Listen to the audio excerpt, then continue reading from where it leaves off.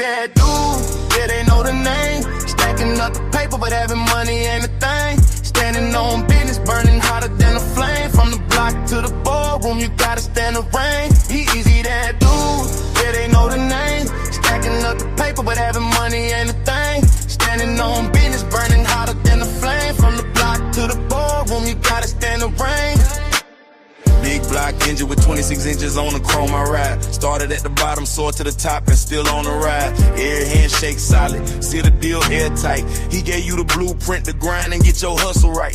Money in the vision, it was dirty but he washed it clean. Turned a dollar to a dream, now he living like a king. From the late nights grinding to the early bird moves. Ask around the city, he really that dude. He love how he talk it cause he walk it too. Every step calculated, everything come through. From the hood by the views, yeah, the rooftop views. He the bridge between the struggle and the good life views. Never fold under pressure, shine like a diamond in the sun. Every loss was a lesson, every win is hard won. Now the crowd chant his name when he steps in the room. B-Eazy Dat Dude, yeah, you know he's the truth.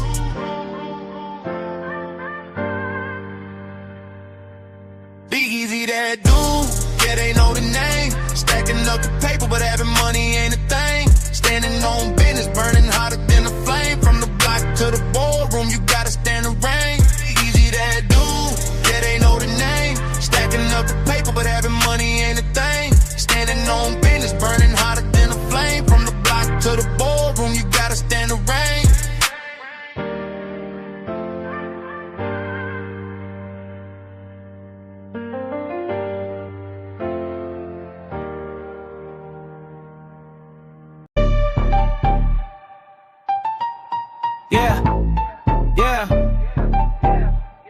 Listen up, it's B-Eazy Dat Dude, the great. He ain't fake, he one of the real guys. Spitting fire every stream, you been late to the party, now it's time to realize. From Pittsburgh to around the world, yeah, the flow is elite. Every beat that he slide on turns into straight heat. Came up from the grind, selling box on a laptop, running up a bag, feel like he hit the jackpot. Got the luxury visions, ambition vivid, never bluff. Person's progress, persevere when the going gets tough. B-Eazy Dat Dude, got stripes in the game. Every rhyme, every line, they gon' remember the name. From the streets to the stage, the energy don't fade. Legend in the making, yeah, history's what he's laid. Mic in his hand, heart in the flow and soul on every beat. Dropping knowledge, power, bravado, his legacy complete. Hustle, amplified, lyrics electrified, that's the truth. Be-Eazy Dat Dude, established with certified proof. Feel the bass, feel the vibe, let it ride through the crowd. All the words, every hook, man, he keeps making us proud. King of his lane, rising above every feud. All hail the one and only, one and only, one and only. Be-Eazy Dat Dude. Yeah. Yeah.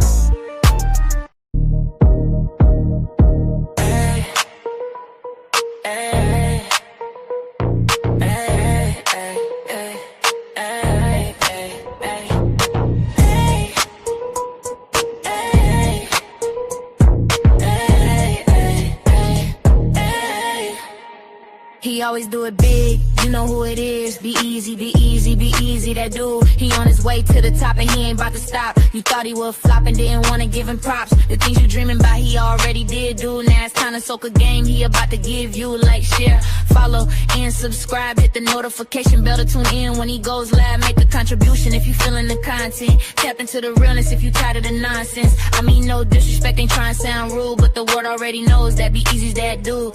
Ooh.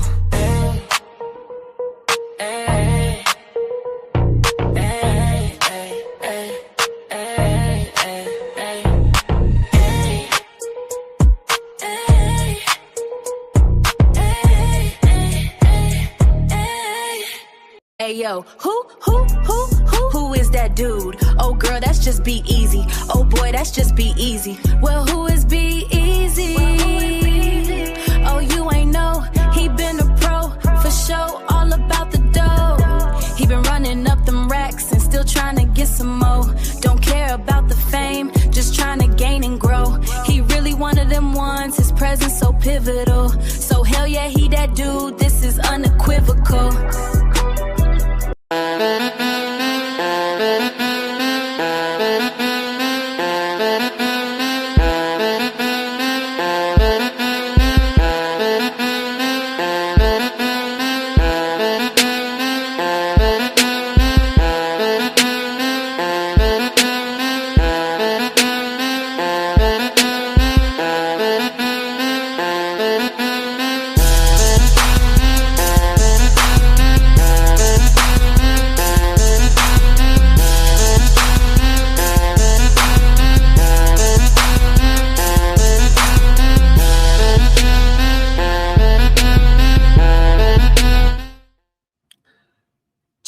your radios up.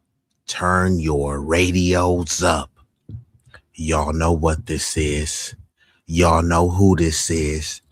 B-Eazy Dat Dude, an impromptu stream back with another one. This one is gonna be a banger. Controversial topics, so it will be a doozy. Now, some of these topics I was gonna get into last night. The Brody Mike TV ended up coming through, so the stream took a different turn. So I did want to touch on these topics today. Salute to y'all that's coming in. I don't like to keep y'all waiting. So before we get this thing started, you know, I gotta hit you. If you know the song, sing along. Yeah, you're right. 私も地元民。と言っても実さすがにです。もう友達できたの？うん。ぶったまんまこっち見ない。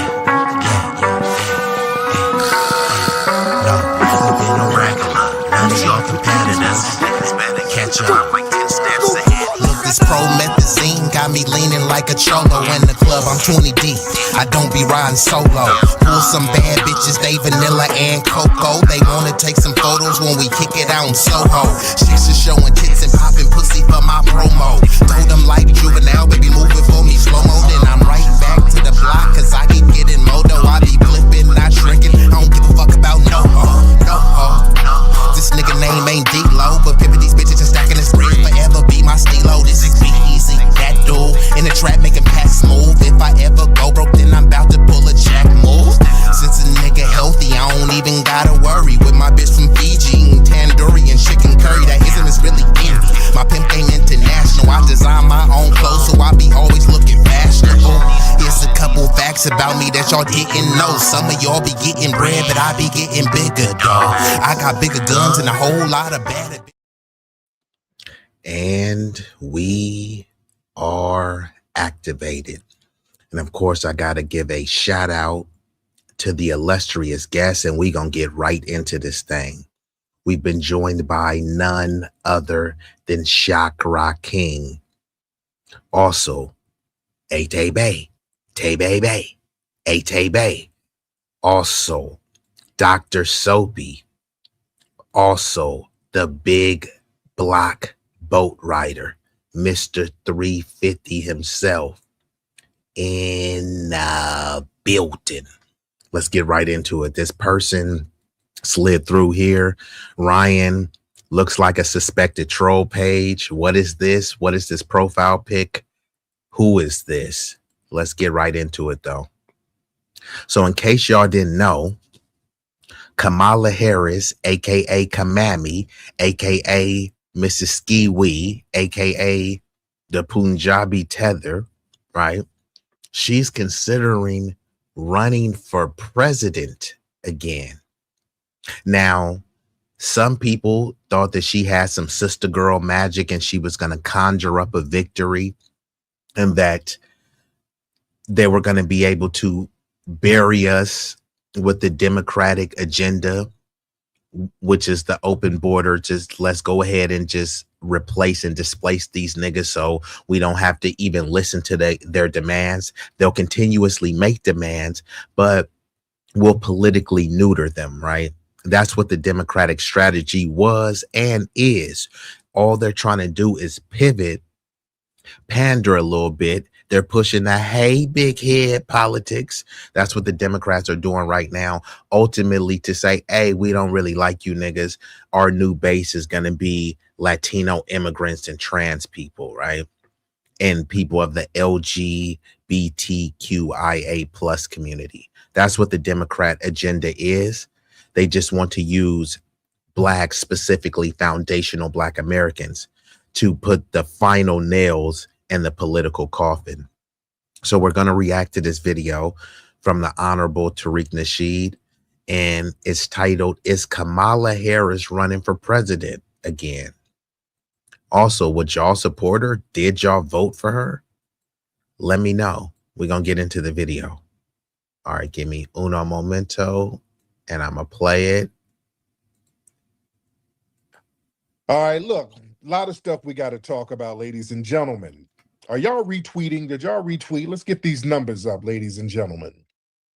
Let's get these numbers up. We got a lot of people in the room, over 300 in the first 20 seconds. That's a great sign. That is a great sign. Respect to that. You know what I want to talk about? Y'all, girl Kamala. Your girl Kamala is hinting about running for office again. She's going around hinting, throwing hints that she's going to run again. She was sitting up there with Sharpton talking about running.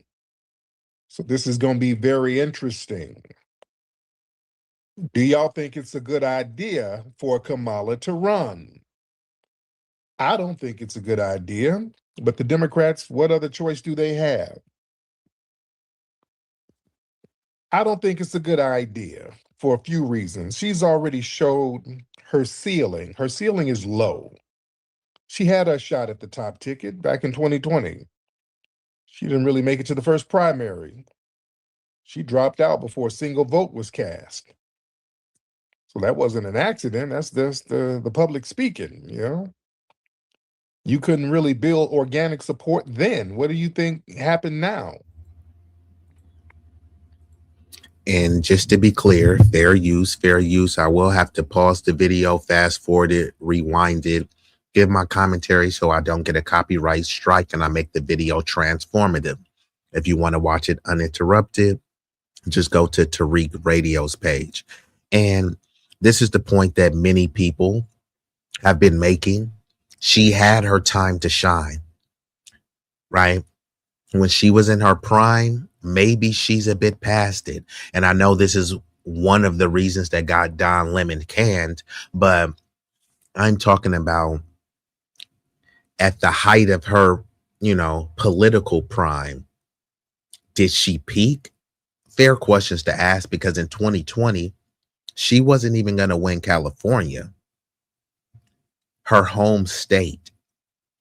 When she ran last year, it was because at the emergency, Biden was a stumbling, bumbling buffoon, and he was having health emergencies, which later we found out he was diagnosed with an advanced stage of cancer, right?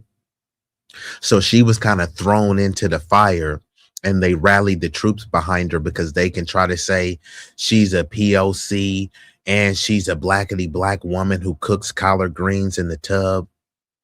And she's part of an Asian group too. So she checked off a lot of boxes. They were trying to say that she was progressive. They were saying that she was tough on crime, but at the same time, she was compassionate about the border.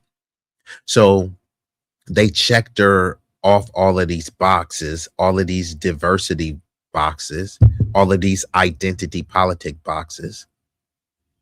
And that's why she was propped up. Not because they wanted to, it's just said, hey, you know what? We'll make do with what we have. All of the other options are abysmal. They want to frame them as if they're good. Amy Klobuchar. Is she a good option? Pete Buttigieg, who they really want, is he a good option? He's failed on multiple levels, but he's the ultimate DEI hire. But because he grew up with a silver spoon and has a prestigious academic background, we're supposed to pretend as if Pete Buttigieg has ever done anything useful or meaningful to you. Gavin Newsom, right? They're drowning this guy named Eric Swalwell, who's been accused of 4 separate women of being a RAPeist. J.B. Pritzker, right? The Democrats are pushing billionaires are bad, right? Except if you're J.B. Pritzker, right? Gretchen Whitmer. Some of you people don't even know who these names are. And others know, like, hey, I don't agree with any of those names. I wouldn't vote for them. But these are who the Democrats are trying to manufacture consent and say, hey, These are your leaders. Tough luck, Buttercup.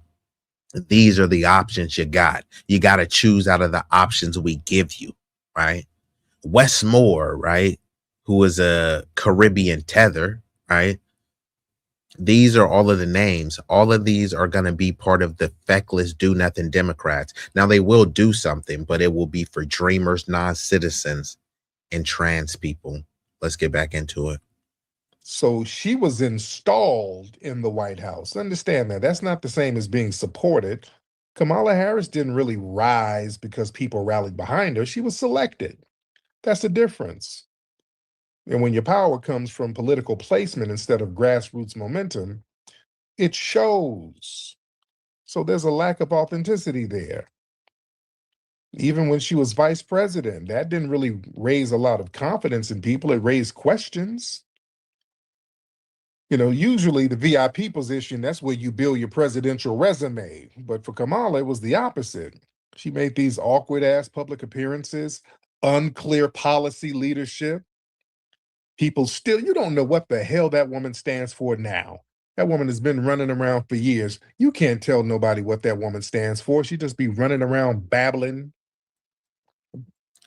She is the epitome of babbling incoherently and cackling incoherently.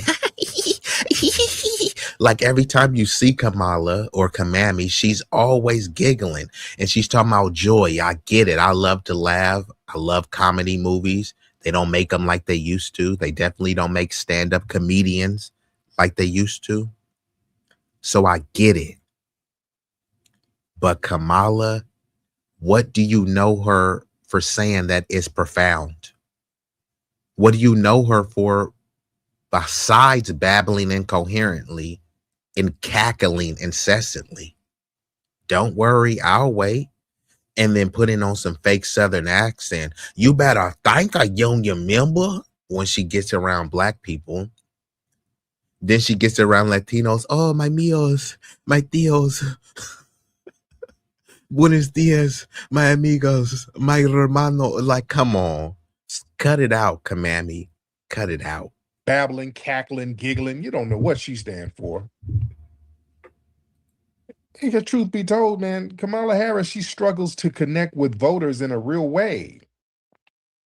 You know, every time she tries to relate, it's all forced and rehearsed. I listen to Tupac in college. You better thank a union member. You better thank a union member. Oh, God, sit your ass down. And that's what the Democrats say. In order to get the Black vote, Hillary Clinton is running around with hot sauce in her bag. Kamami is over here talking about she listened to Tupac in college and smoked weed, but then she helped lock a bunch of people up for smoking weed. So it's, yeah. And one thing I don't know is like, what's up with all of these suits? Like, she's always wearing these suits. I'm just wondering. I don't know. Like, I've never seen her in anything other than these suits. I don't know if this is her shtick or something. Just an observation. Sit your ass down. How's that gonna work? The weird accents, the fake ass code switching. So Gary says, may God help us. Who is the us you're referring to? Because I notice when people start saying things like, God help us all, they're really not talking about all. Because when you say all, it literally means all. So that would be helping the criminals. That would be helping the homeless, helping the righteous, helping the evil too. So we have to be careful and clear with the words. So when you say, may God help us, who is the us you're referring to? Human beings in general, Americans specifically, Christians specifically? Because when people use God and religion in general, typically they're very segregated and divisive in their thinking, right? Because the people say, may God help us. And then you try to go to their church and you're like, why is this church so segregated, right? It's not a lot of diversity in the church. But I thought all of us were created in the image of God, right? So Gary, maybe you're a troll and you just want to leave this comment and bounce. Who is the us that you're referring to? But yeah, salute Dr. Soapy. I understand, man. You popped through, so go ahead and support the other streamers, and thanks for sliding through. Let's get back into it. And people see it as just inauthentic. Clear policy leadership. People still, you don't know what the hell that woman stands for now. That woman has been running around for years. You can't tell nobody what that woman stands for. She just be running around babbling, cackling, giggling. You don't know what she stands for. Because truth be told, man, Kamala Harris, she struggles to connect with voters in a real way. Every time she tries to relate, it's all forced and rehearsed. I listened to Tupac in college. You better thank a union member. You better thank a union member. Oh, God, sit your ass down. Sit your ass down. How's that gonna work? The weird accents, the fake ass code switching. People see it, it's just inauthentic. She comes off like she's reading from a damn script. It's just real inauthentic. And truth be told, Kamala, she doesn't have a clear core base. Like Trump, we know his base. Even Biden, we know his base. Who's Kamala Harris's real base? Nobody can really answer that. She hasn't really locked in with Black voters like that. Progressives, they don't really trust her. Moderates don't see her as strong leadership. So she doesn't really have a solid foundation. And you can't really build a winning campaign without a solid foundation. And that's the thing. So since Kamami doesn't have a core solid base, guess who she's going to pander to? The Blacks, right? She's going to lean into the HBCU. I went to a HBCU. She's going to lean into that she can do some sort of jig, some electric slide, or she can do the Dougie. So, hey, that means I'm one of y'all. So vote for me. Help galvanize the entire country to vote for me. Now, I ain't going to do shit for you niggas except cosplay as a Black American and say, hey, look, this is your representation. This is your reparations. Your reparations is to get Kamala elected, right? Some are saying that Obama, the Kenyan biracial man who got elected, they're saying that that was your reparations, right? So this is all Kamala is. She's supposed to be a symbolic gesture that you're supposed to relate to and get behind and rally the troops, but there's nothing really relatable about her. When she talking about she cooked collard greens in a tub, there's no foundational Black Americans that would ever do that. All this stuff that she was saying, she put bacon in her greens. And I'm not saying there's just one universal way to make greens, but I'm just saying, come on now. It's like going to a true Sicilian talking about, hey, we're going to cook a family pizza, but we're going to use the store-bought Boule dough. They going to look at you like, huh? I know some Italian folks where they won't eat pasta if it came out of a bag, right? It's like only fresh. So certain cultures, they know like, hey, that's not authentico to our culture. Don't try to pass it off as something we do, right? I know many of my Mexican folks, they like, if you making enchiladas, you got to use a corn tortilla. Yeah, you can use flour, but we're talking about what's authentico, right?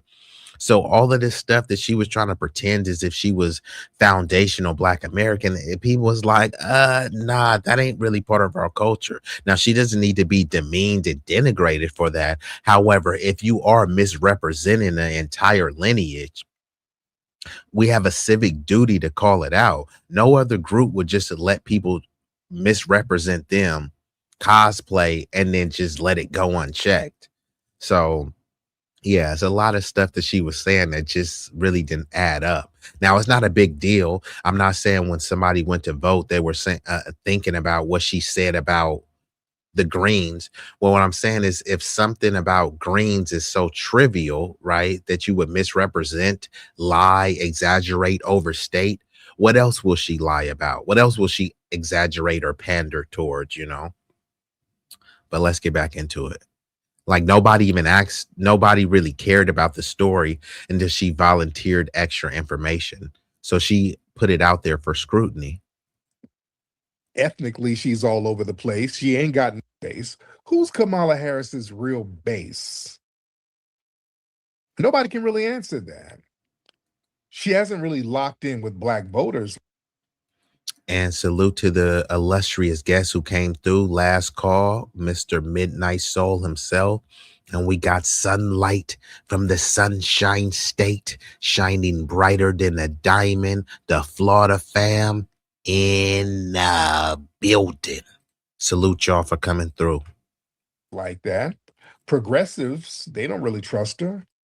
Moderates don't see her as strong leadership. So she doesn't really have a solid foundation.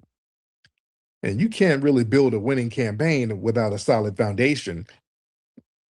Ethnically, she's all over the place. She ain't got no East Indian support. They ain't supporting her. The Punjabi politician, and she ain't got the Punjabi. It's funny because Kamami, she was leaning into her Punjabi roots, and there's nothing wrong with it. There's some amazing Indian people that have a rich culture, right?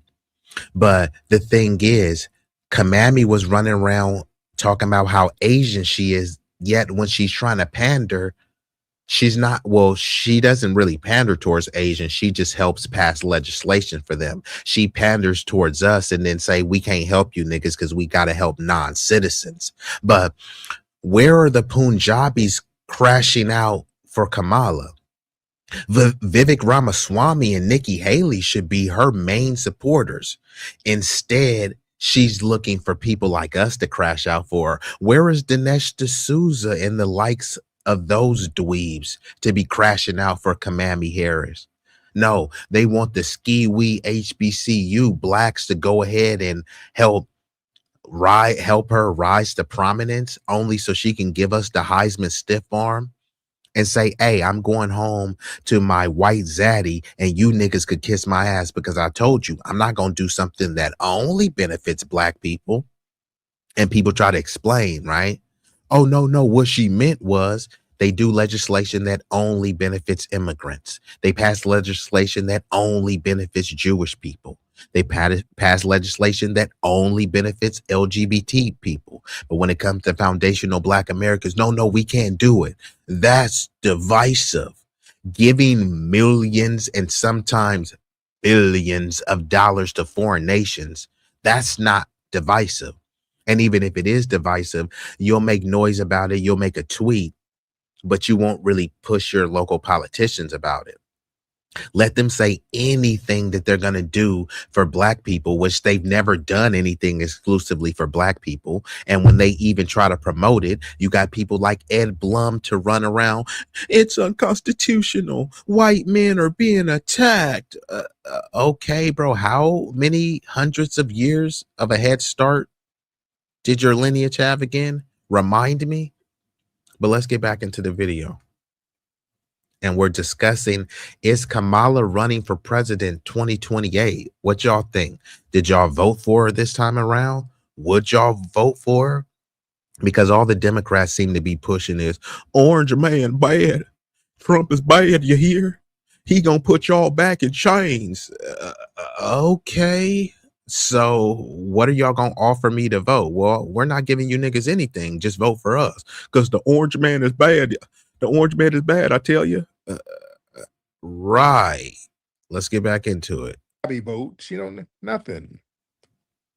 Hey, if one of your New Year's resolution is to start a new career in tech, we can help you with that. You see, And understand the political climate has shifted a little bit. She hasn't shifted. The energy in the country right now is very anti-establishment. Is anti-scripted politics. That's why Trump's base is turning on him. They look at him as being part of the establishment now, so his base is turning on him.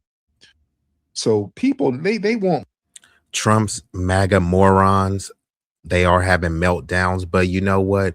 These people are the ones who purport to be the most prestigious and the high IQs, but Trump's base has proven to be some of the most idiotic imbeciles to ever walk the face of the earth. The fact that they thought Trump was going to drain the swamp when in his first term he hired a bunch of swamp creatures, i.e., Bolton and Mike Pompeo, two of the most disgusting, degenerate, warmongering hawks, right? Where was he draining the swamp, right? He was extra corrupt. The same thing that they always talk about black people and felonies and stuff. And then Trump has multiple felonies, right? Prior to him getting elected. They didn't care, right? So all of this degenerate stuff that these people said that they were against, they accepted with Trump, right?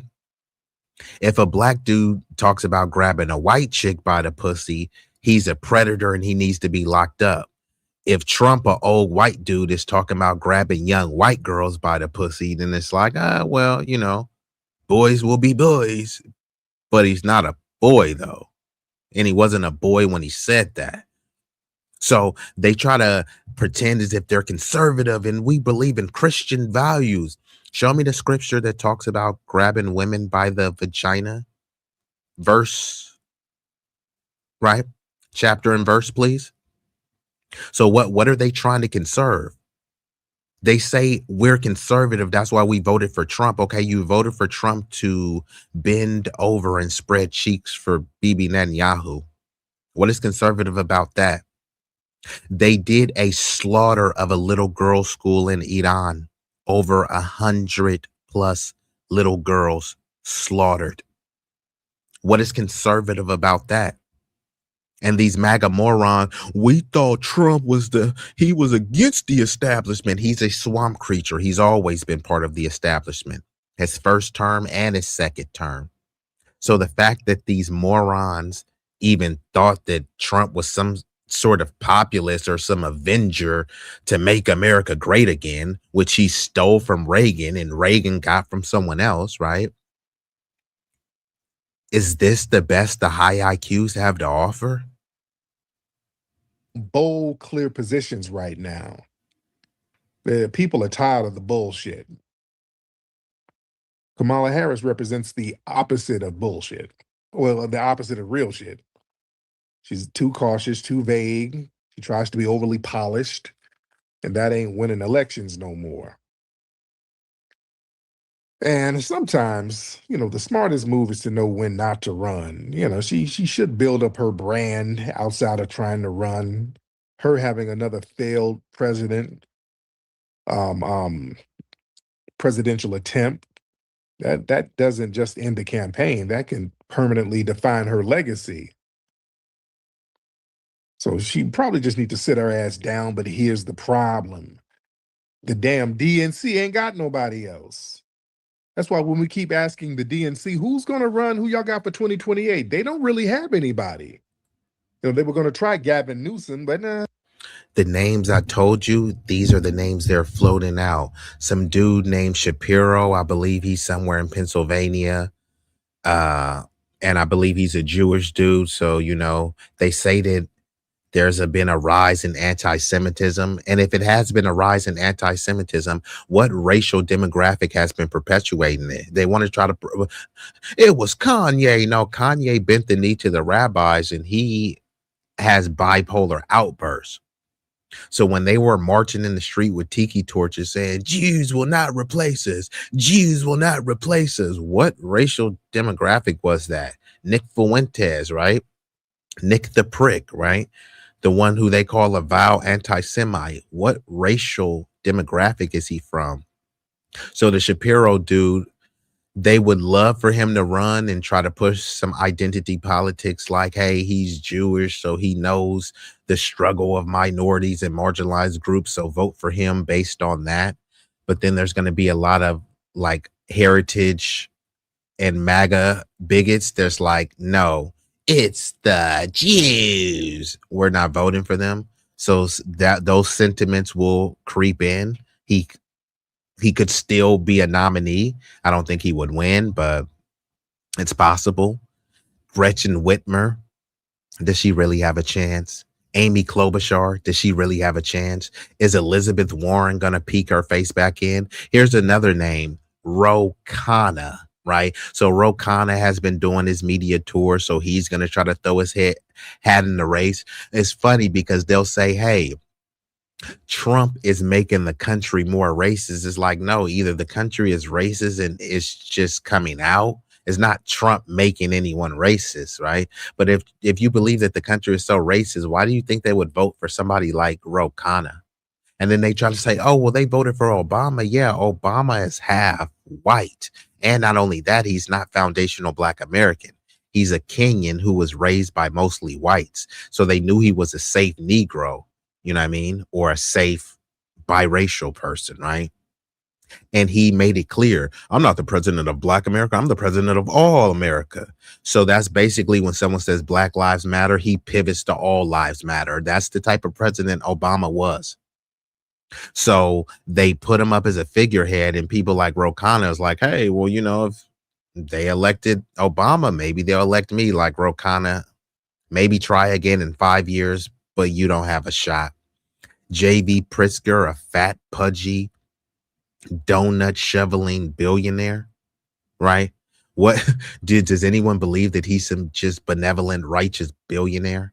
So who did the Democrats really have? Pete Buttigieg, who was a failed mayor, and then he oversaw the transportation department, and he failed at that too under Biden. So who did the Democrats really have? And I'm not saying JD Vance or Marco Rubio or Ted Cruz as any better. They're quite deplorable, disgusting, and detestable. But the Democrats, what do they have to offer? It's quite sad and pathetic when Kamala Harris actually may be their best option. Yikes. His ass is a little bit too toxic. They were thinking about AOC, and her big tooth ass ain't gonna really. I almost forgot about AOC. AOC has no chance in hell. And shout out to the hardest working mod on YouTube, Vibrant Lol, and also M. Hampton coming in. No reparations, no vote.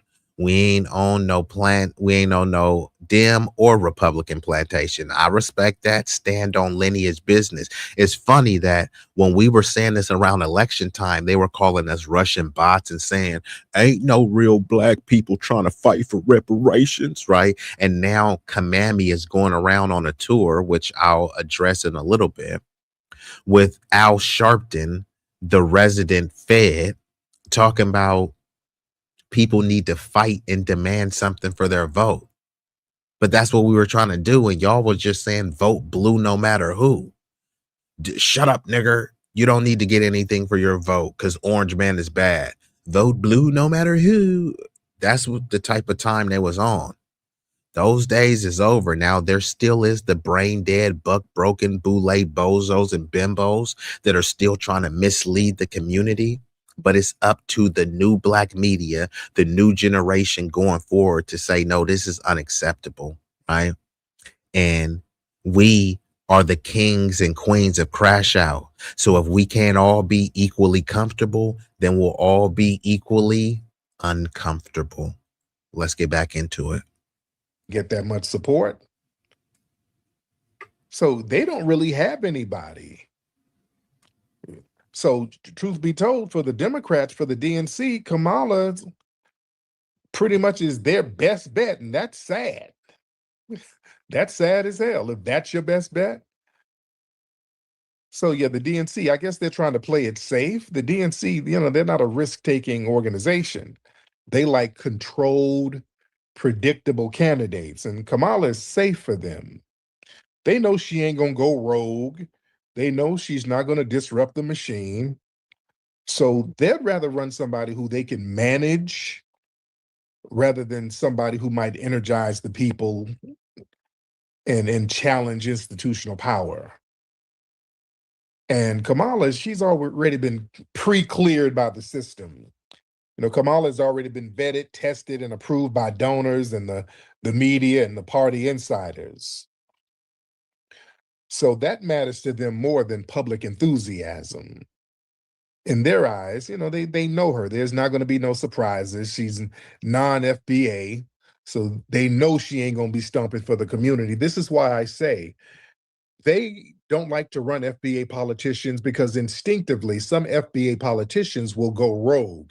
This is why they put all these tethers out here from the left to try to represent us. They know that they can control the tether class.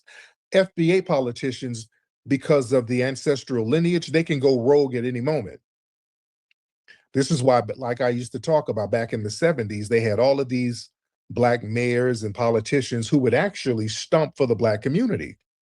In Chicago, you had Harold Washington, who would stump for the Black community, FBA brother.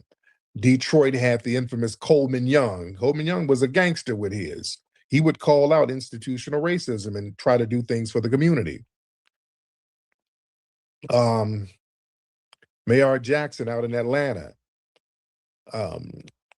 Marion Barry made sure that Black firms got contracts, and they had programs for Black children and job programs for the Black kids in the city. They know what FBA politicians are going to be about. Even recently, y'all saw what our good brother, the late, great, one of the last of the Mohicans, the legendary Eric Mays. Y'all saw how he was up there in Flint giving them people the damn blues. Oh, our good brother, he was one of the last of the Mohicans. Eric Mays used to give them the blues. He would go off on them because he didn't like the way they were treating the foundational Black American community, because he's from that area. So when you are a foundational Black American representing your constituents, you're representing your family. You got literally family members. You got cousins, uncles, daughters, sons, grandchildren, nieces, nephews. So instinctively, you want to speak up for what's going to be best for them. So this is why they don't like FBA politicians, which is why you see they'll try to prop up someone like Colin Powell, who's Jamaican, Kamala Harris, who's Jamaican and Indian. They're making a big deal about Wes Moore, who's a Caribbean governor. So the Congressional Black Caucus, who is the Congressional Black Caucus, now is comprised of mostly immigrants and people with a non-FBA background. So the reason why they do this is they try to convince us we all Black, you're all just one generic African, right? So you're the same as someone who immigrated here from Senegal in their 30s, right? Because you allegedly came from Africa and they actually did come from Africa, they can suddenly speak for you. And all of these people, if they have an immigrant background, they're immigrant first, their tribe and their nation first. So someone will come over here, they'll identify as an immigrant first, then they'll identify as a Yoruba, then they'll identify as a Nigerian, and then maybe them being Black as fourth or fifth on the list as a foundational Black American freedman, part of the native Black population here. We lead with Blackness, right? And it's fine that y'all never did and y'all didn't want to, but don't try to come here, Johnny come lately, and try to say we all Black, but you're only trying to tether to Blackness just so you can eat off of our lineage and legacy, only to turn around and to just give it to whatever your ethnic or national or originated group is. So that's all Kamala is. Here, let me get in to power under the guise of me and Black. And then she'll champion an anti-Asian hate bill, right? And I get it. People say, oh, no, it wasn't an anti-Asian hate bill. Actually, it was. It was a C-19 hate bill where they specifically denounced Asian hate over 14 times. Kamala was on the front line pretending as if Asians were just being slaughtered and beat down in the street. Some of those hate crimes really weren't crimes. They were considered hate incidents. Someone telling Asians, hey, if you don't like it here, go back to your country. Calling them Kung Flu and saying they have the China virus. Guess who popularized that? A white dude named Donald Trump. But who got the blame for it? Some random black dudes, and not even all of them were FBA. Many of them were African and Caribbean immigrants. But if they attack them, then they like, oh, see, the black community has a problem. No, that was immigrant on immigrant crime. It was a Jamaican immigrant fighting with a Chinese immigrant. But then it got framed as African American, which is one of the reasons why people have dropped that term. I never referred to myself as that. We were just always black. But it was a name and a title that was just put on to people, right? If you were born prior to 1988, you weren't born an African American, right? Most people in my chat was born prior to 1988. So let's get back into it. I'm going to play a little bit more and then I'm going to transition. I salute all the people. Y'all could have been anywhere in the world. Y'all chose to be here with me, at least momentarily. And for that, I thank you. And actually, I'm going to go ahead and just transition to the video right now. Just give me uno momento to pull this video up. And while y'all waiting, it won't cost you a fee. The likes are free. Now I'm going to pull this video up. Give me 30 seconds. B-Eazy Dat Dude, boy, stop playing. You know you dat dude and been dat dude. Back in the day, he was that dude. Fast forward to today, he's still that dude. Yup, dat dude. You can see as clear as day that he here to stay. Either get with the program or move out the way. Ooh. B-Eazy Dat Dude, he back with another one, another one, another one, another one. And we are back. Hopefully y'all took the time to like, share, and subscribe. Hopefully you did all three, but if not, at least give me 2 out of the 3. Could you do that for me? Okay, so now we're going to get into this video from the Honorable Tim Black TV. And when Kamala was talking about her potential for running for president, she did it at this conference for the head Fed in charge, one of the resident Boule lords, Al Sharpton, the Fed, a rambunctious raccoon. So this video is titled Sharpton Defends Democrats Over Voters at His Own Convention. Over black voters, right? I'm B1, which means black first. It doesn't mean black only. It doesn't mean subjugate, oppress, denigrate, disrespect, disenfranchise others. But if other people are saying that, hey, this community is at the bottom, it's failing, and okay, I need to focus on that group first and primarily. That's really all it means. People like Sharpton and these other step and fetches, Sambos and Tethers, there was called D1, and I don't mean Division 1. I mean Democrat first. They bleed blue. So their whole existence is to mislead black people into voting Democrat, knowing that it's often detrimental to them, but it's self-serving to his National Action Network, right? He gets funding for the Democrats. His shilling is lucrative for him. If he stops shilling, they'll stop paying him. So he has to ramp up his shillery because he knows that people are becoming more politically conscious.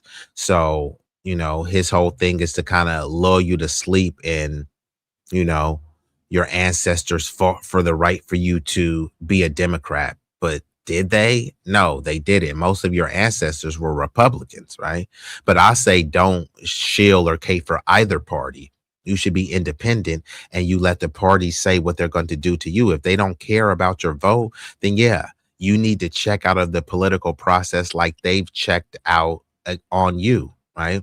If you're not getting anything for your vote, then wish and hope that the POCs that you've been caping for, that they'll vote the right way. But guess what?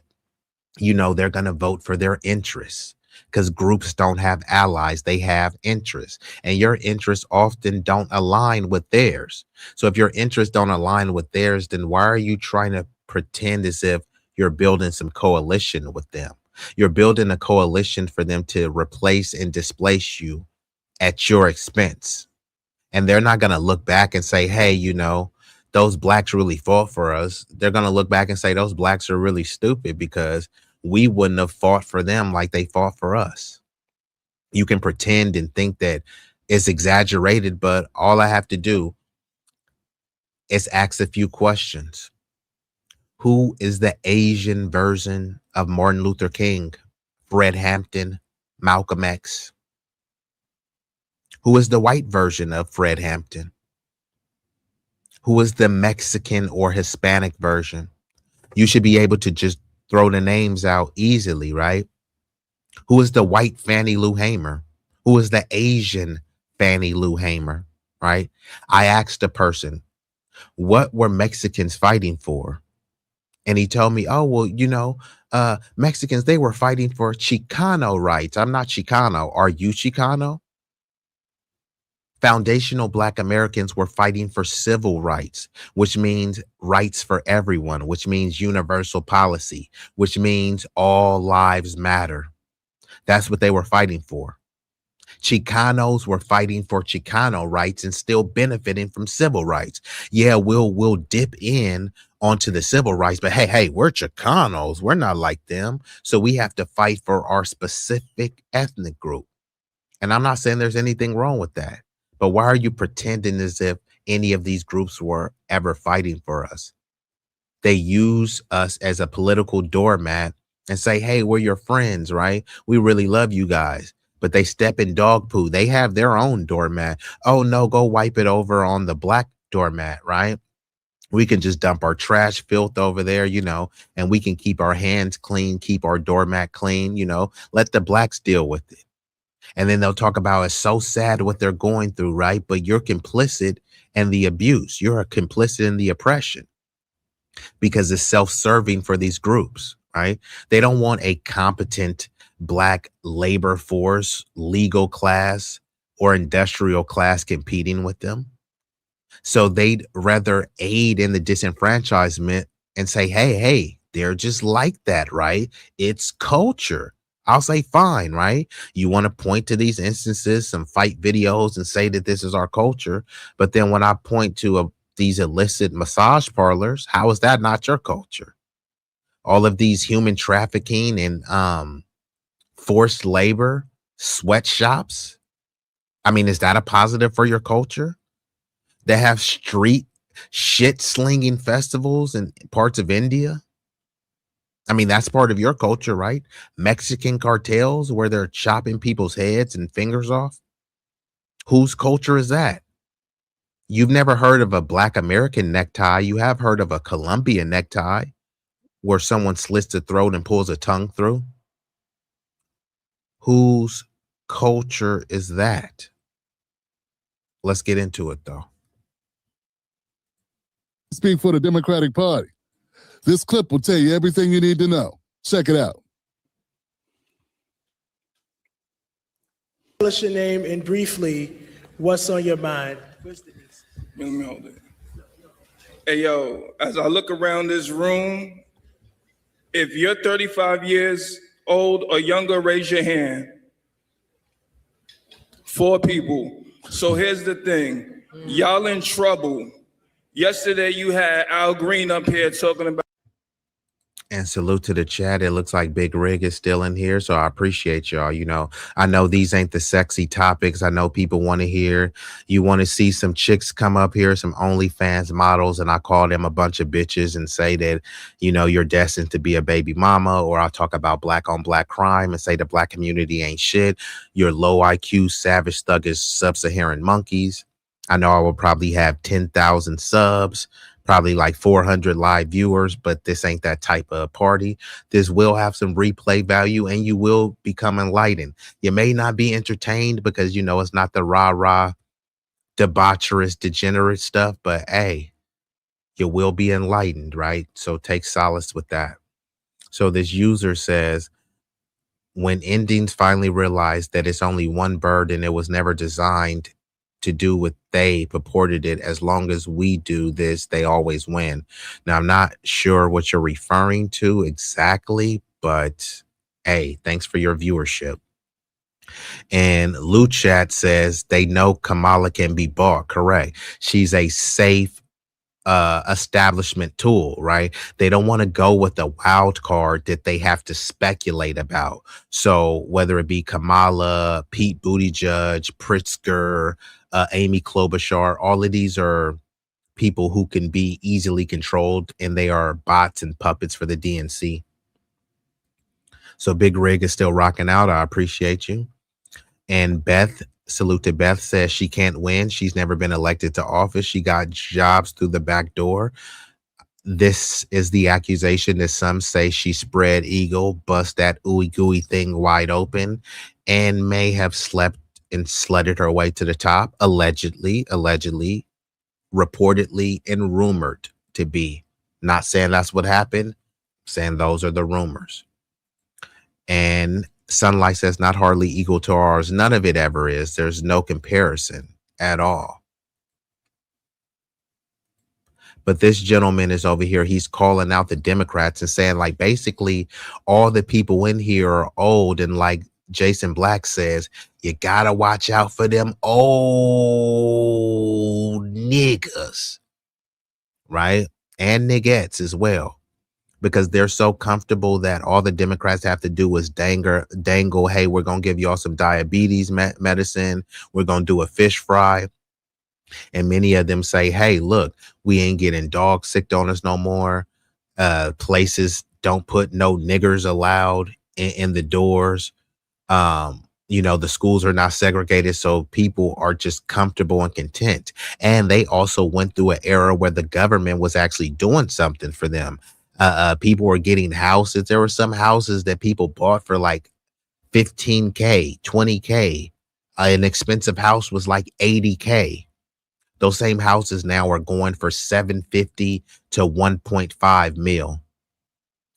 And many of these silent generations and boomers who were extremely selfish, they let this stuff go on.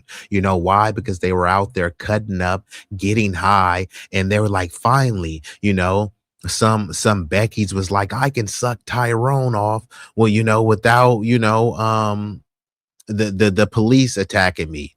And Jamal was like, oh, look, I can, you know, smash Becky from the back without them lynching or castrating me. So there was a lot of interracial sexual access that went on where people thought that, hey, you know, structural racism is over because, you know, they can smash a white or Latina chick or maybe even a Jewish chick, right? So many people thought that that was their liberation, that simply having interracial sexual access. And if a dude was getting sucked off by some redhead Karen, you know what I mean? You know, he's less likely to try to, you know, be more revolutionary, right? Not only was he getting sucked off, he was high as a kite, LSD, shrooms, etc. That's what this whole hippie thing was, right? It's all about loving each other, buddy, right? You were out there with a bunch of hippies getting high, but after you were done getting high, you know, the hippies, they would get high with blacks, right? They would have relations with blacks, but then they would go back to their neighborhoods where there were NIMBYs, where blacks were redlined. So we've proved that we can chill with each other. We can party with each other, right? We can go to a Jimi Hendrix concert with each other. Just you niggas can't live next to me. And just I don't want you niggas to be my boss. And just I don't want you niggas to be my sergeant in the military, right? I wouldn't vote for you niggas as our politician or mayors. But hey, we can get high and do shrooms together, bro. That's really what mostly the hippie thing was about. Because really, what did they do? Right? Party and bullshit. We need a Secretary of Reconciliation, and then that's going to include what he said was reparations, which, by the way, wasn't reparations. Reparations. Hey, yo, as I look around this room, if you're 35 years old or younger, raise your hand. 4 people. So here's the thing, y'all in trouble. Yesterday you had Al Green up here talking about we need a Secretary of Reconciliation, and then that's going to include what he said was reparations, which, by the way, wasn't reparations. Reparations is more than a check, but the very first thing it is a check. And come this year during the midterms and in 2028, if you don't have our check, you won't get no vote. No check, no vote. Yeah, I know that ain't what you want to hear, but that's what's happening. All of y'all in here, with all due respect, you're beautiful, but you're old. You're not talking to the youth. You don't know how to talk to the youth. You're trying to tell us what to do. We're not having it no more. So if you want our vote, you got to come with our paper. We're not scared of Trump. We're not scared of anybody. Biden is a racist. Trump is a racist. Kamala is a racist. And if you don't have our money, you don't get our vote. Yeah, not. Who are you? Oh, all right, yeah, so like I was saying, I'm gonna land my plane right there, but the Democrats are no better than the Republicans. No check, no vote. Y'all take care. And somebody get my man a tissue. He need a tissue. Yikes. Salute to the bro. Bro came in hot. Hey, I gotta tip my hat to bro. Hold on. Do I have it? Do I even have it here?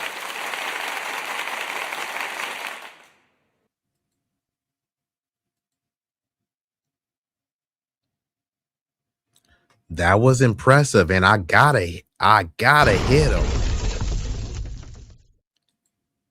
Bro dropped a bomb. The thing is, where is the lie? See, many people have been scared to stand up to people like Al Sharpton because we've been taught, man, you gotta respect your elders. Not all of these people are your elders. Many of them are old. Many of them are just your olders, and many of them is just old niggas. That's all it is. You know what I mean? So imagine you was on the block with Debo, right? And then Debo turned 50. Debo was just an old nigga that's on the block, right? You ain't gonna say, oh, now I have to, bend the knee to Debo because he's old and I gotta respect my elders. No, Debo is just a nigga who turned old. Like, nigga's not an elder.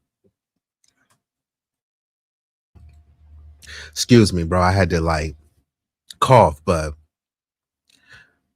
an elder is supposed to be like your OG, right? Your big homie, or they call them the old heads, right? That bestows wisdom and knowledge to you, right?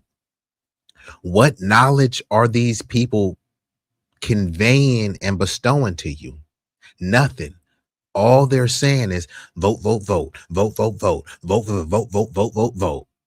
Okay. And what am I going to get for the vote? Not a damn thing. Just vote blue no matter who. Nah, those days is over. That's what your mama did. That's what your grandmama did, and probably what her mama did. We ain't on that type time no more. I've never been on that type time. Just voting because someone that has black skin, just voting because of identity politics. I didn't vote for Obama, but I didn't vote for the Republicans. I have no issue sitting elections out. However, I do think that voting can matter in multiple contexts. Does it always matter? Absolutely not. Is voting a strategy? Yes. Is not voting a strategy? Yes. And sometimes you have to withhold your vote to make a point and to gain more leverage for your vote, especially when you're dealing with a climate where your political power is being stripped away and diminished. That makes every election cycle much more critical. So you can't just give your vote away because the orange man bad. Okay, the orange man is bad, but so are the Democrats.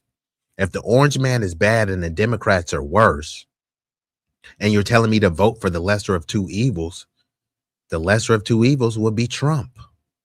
But I'm not voting for Trump, or I'm not voting for the Democrats, because why is evil an option? It doesn't have to be, but you've been taught and forced that no, you have to vote for the lesser of two evils. No, you don't. There's other options. No matter how much they try to, brand in your brain that no, there's only two. No, you can vote third party, Green Party, Libertarian. Now you can say that, hey, they may not win, but you do have other options.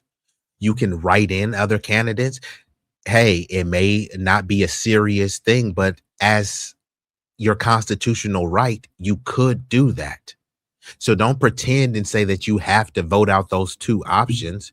And they try to say, oh, if you voted for third party libertarian, a vote for third party is a vote for Trump. No, it's not. A vote for Trump is a vote for Trump. If I give you an option of having a hot dog, a hamburger, and a slice of pizza, and you choose the slice of pizza, it would be idiotic to say by you choosing the slice of pizza, you actually chose the hamburger. No, I chose a slice of pizza. So if someone votes third party, that's not a vote for Trump. That's a vote for whatever third party candidate is. So stop making that idiotic argument. But shout out to Red 6. He says, the guy talking goes by Melrose Radio. Salute Red 6 coming in. I'm gonna have to check bro out. Bro went in. He was on demon time. Salute to him. And shout out to Peppermint Patty. I like that because it ain't peppermint patty, it's peppermint patty. And if your breath is ever funky and you got the dragon breath, you may need a peppermint. Salute to Peppermint says catfish nuggets and butter biscuits. And sometimes these fools ain't even getting the butter biscuits. They're getting the crumbs of the butter biscuits and they getting the final little tail of the catfish. So you're not even getting a true catfish nugget. You're getting a portion of the nugget and a crumb of the butter biscuit. How pathetic could some of y'all be? They love our rhythm, but not the blues. Correct. And then what they want to do is take our rhythm, know they got it from us. Hey, could you help me teach your rhythm? Hey, no problem. We're all inclusive. We love everybody. So here, let us show us your rhythm. Then they turn around and say, y'all didn't teach me none. And matter of fact, it's not your rhythm. It's our rhythm. So people try to colonize culture as well. And they try to do what's called nice supremacy or polite supremacy, where they lead in polite. Here, would you like a taco or some horchata? They come in humble and stuff. And then as they numbers get up, it goes from being nice to like a kind of domineering disposition where they're trying to say, hey, the numbers is up. So, we can try to boss you around. And then if you do something to them, then they'll say you have a culture of violence and they're victims. If they do something to you, then it's just like, oh, well, hey, what happened? Let me guess. He didn't do nothing, right? So it turns into that type of stuff. So we have no allies, unfortunately. The sooner we accept that reality, the better off we'll be. So let's get back into it. But let me just rewind that back again because bro cooked way too hard. Reparations, which by the way, wasn't reparations. Yesterday you had Al Green up here talking about we need a Secretary of Reconciliation, and then that's going to include what he said was reparations, which by the way, wasn't reparations. Reparations is more than a check, but the very first thing it is a check. And come this year during the midterms and in 2028, if you don't have our check, you won't get no vote. No check, no vote. Yeah, I know that ain't what you want to hear, but that's what's happening. All of y'all in here, with all due respect, you're beautiful, but you're old. You're not talking to the youth. You don't know how to talk to the youth. You're trying to tell us what to do. We're not having it no more. So if you want our vote, you got to come with our paper. We're not scared of Trump. We're not scared of anybody. Biden is a racist. Trump is a racist. Kamala is a racist. And if you don't have our money, you don't get our vote. Yeah, not. Who are you? Oh, all right, yeah, so like I was saying, I'm going to land my plane right there, but the Democrats are no better than the Republicans. No check, no vote. Y'all take care. And somebody get my man a tissue. He need a tissue. Yeah, man, I love. Mic drop. Yeah, get oh boy a Kleenex as well. But one of the most powerful things that he said is Trump is racist. I concur. Biden is racist. I concur. Kamala Harris racist. I concur. The Democrats are on the same team as the Republican. Two cheeks on the same booty, two wings on the same bird, two fangs on the same Viper, which is why both parties supported open borders. They're playing good cop, bad cop. Now they have this Dignitad, aka the Dignity Act, where they're pretending like, oh no, we're going to give them a way to have dignity, work here and stay here for 7 years and not be a citizen, but they'll pay taxes and this will generate billions of dollars. And then the caveat is, yeah, and someone else can come down the road and give them a pathway to citizenship, i.e. mass amnesty. So what they do is they pretend like, hey, we're not trying to give them amnesty. We just want them to stay here after 7-10 years, right? And 7-10 years, how many babies do you think are going to be produced in that amount of time? And then they're going to say, hey, you don't want to separate families.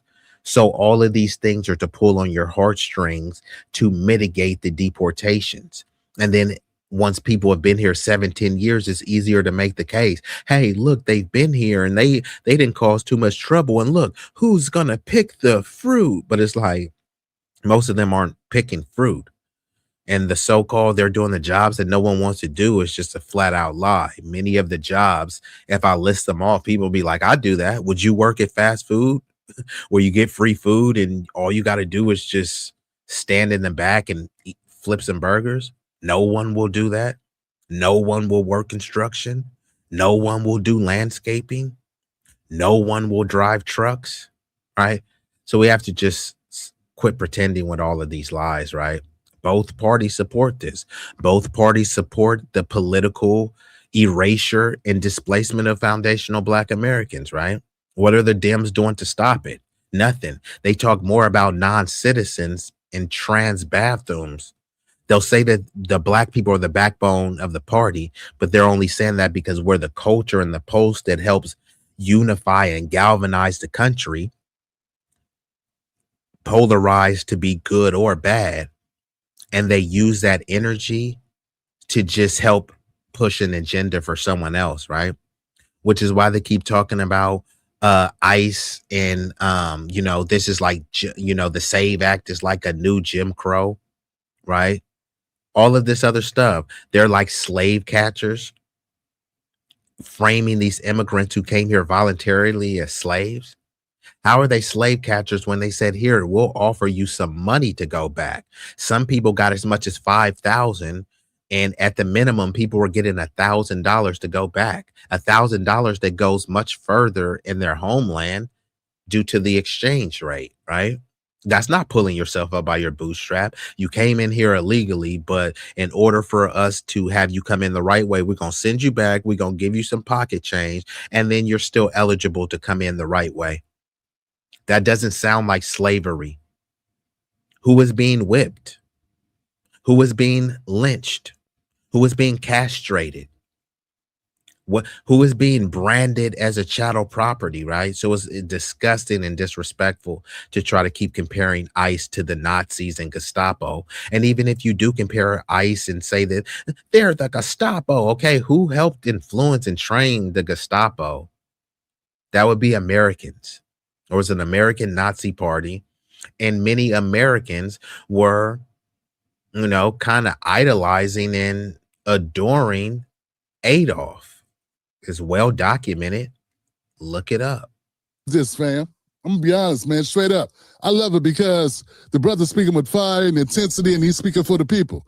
And that's my thing, man. When you have an opportunity like this, you take advantage of it, you express yourself.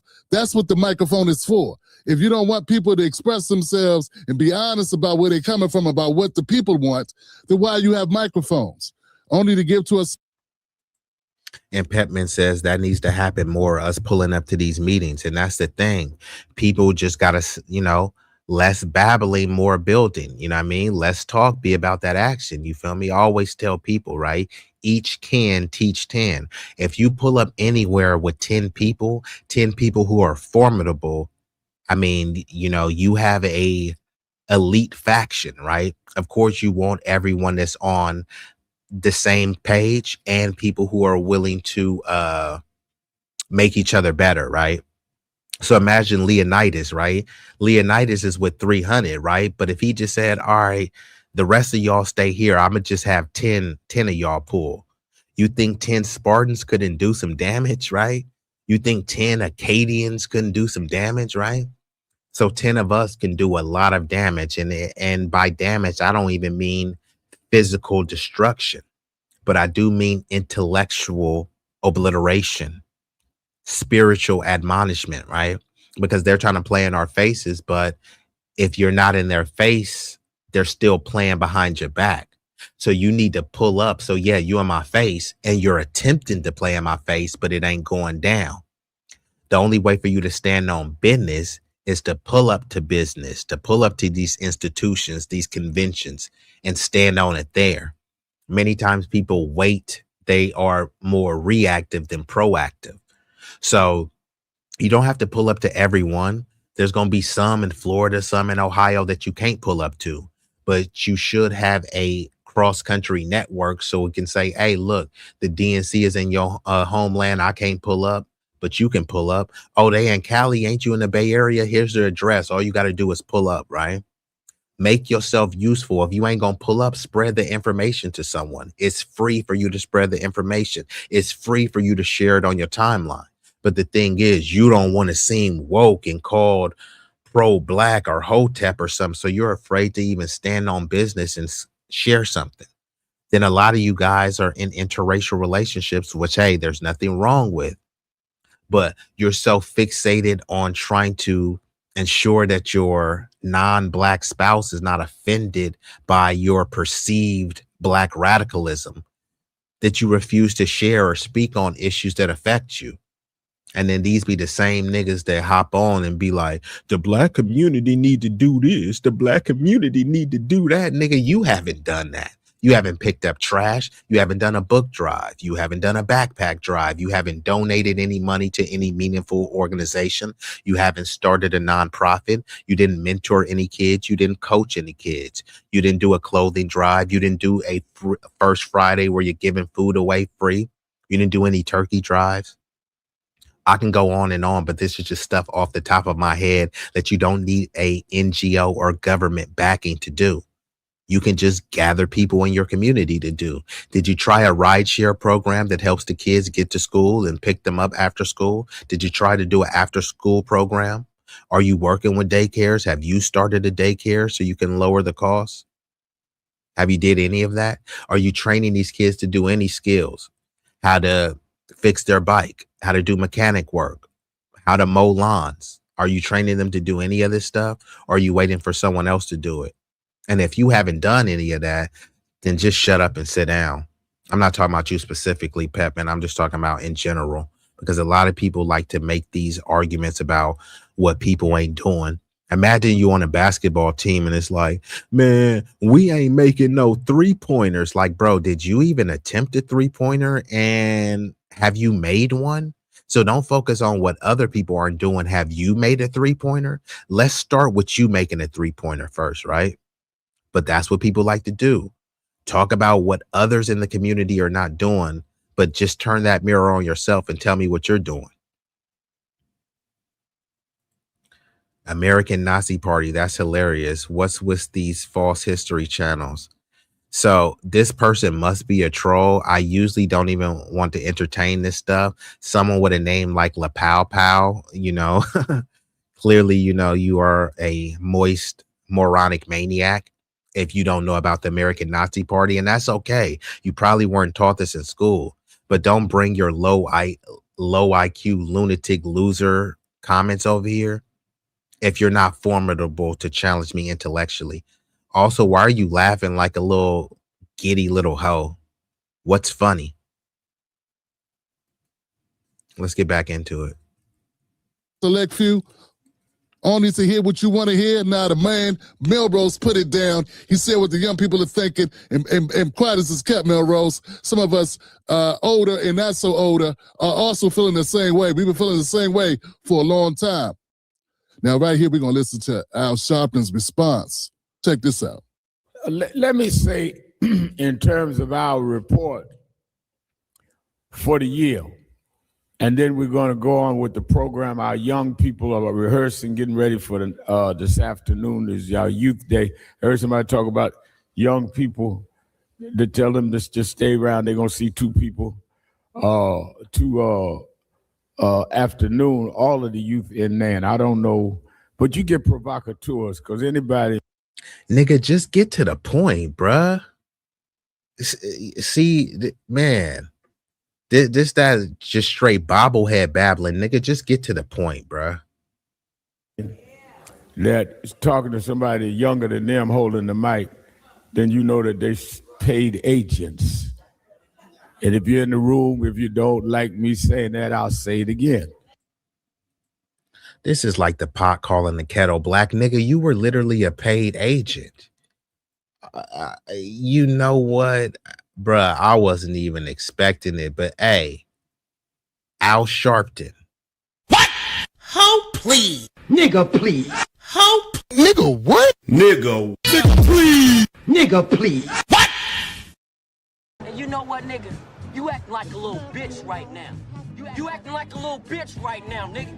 Man, fuck that. I ain't letting that shit ride. This old, moist, goofy, bobblehead, boule, buffoon, bozo nigga is the true agent. So somebody that's over here standing on business for the lineage, saying no tangibles, no vote, cut the check and cut the crap. Those people are considered agents, but him over here bending over, pulling down his pants and spreading cheeks and getting buck broken by the Democrat Party over and over and over.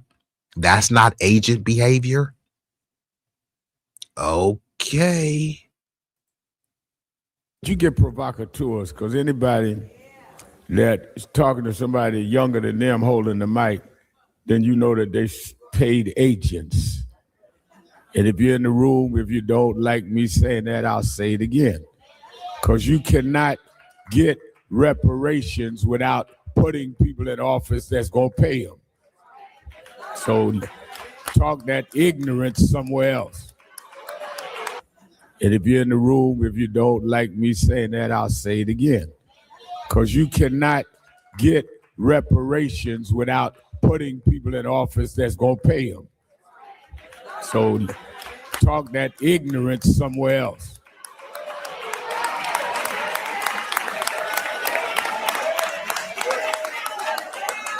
So people talking about we have been for all of our existence fighting for reparations, made every candidate pledge to it. You cannot get reparations unless you elect folk that's going to pay it. Who you going to? Man, he's talking about he's been fighting for it all of his life.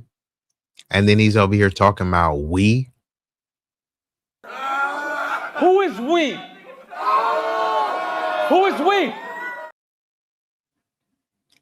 Nobody knows this old moist nigga for fighting for reparations. So then he keeps saying the over thing. Y'all ain't gonna get reparations unless y'all put people in office. And then guess who those people are gonna be? Of course, Democrats. And then he's saying he makes people sign off on a pledge to say that they're gonna commit to reparations. No, he makes people sign to a pledge that they're gonna commit some Pan-African mythical thing that ain't even no reparations. All they want is an apology. They saying, don't give me a check, just apologize and maybe give me some a scholarship to some other Boule tether factory institution that's run by Jeff Bezos' wife. That's all he stand for. And he's talking about he's trying to make it seem like the dude was just a provocateur. He didn't even say anything profound. All he said is like, you ain't gonna get reparations unless you put people in office that's gonna pay them. You ain't gonna get reparations unless you put people in office. Okay, who are those people in office, right? It ain't AOC. It wasn't Kamala. It ain't Cory Booker. So who are these people? It's no Latino. It's no Asian. People like to use the goofy term people of color. There's no person of color that's gonna fight for reparations. So who are these mythical people that we're supposed to put in? They have a tether governor, Wes Moore. He vetoed the reparations package. So all he's saying is vote blue no matter who if you want to get your reparations. And then when you vote for them, then they say, oh no, we can't do it, it's too divisive, we have to do something for the dreamers, the non-citizens. And here you have this Indian lady, Jaya whatever, Jayapil, Pramila Jayapil, or whatever her name is, right? She's saying that immigrants who came here illegally and were traumatized by ICE should be paid reparations. So now the people who crossed the border illegally but have been told, hey, look, man, you need to go back to your country and build there. Suddenly they should be getting paid reparations for that, right?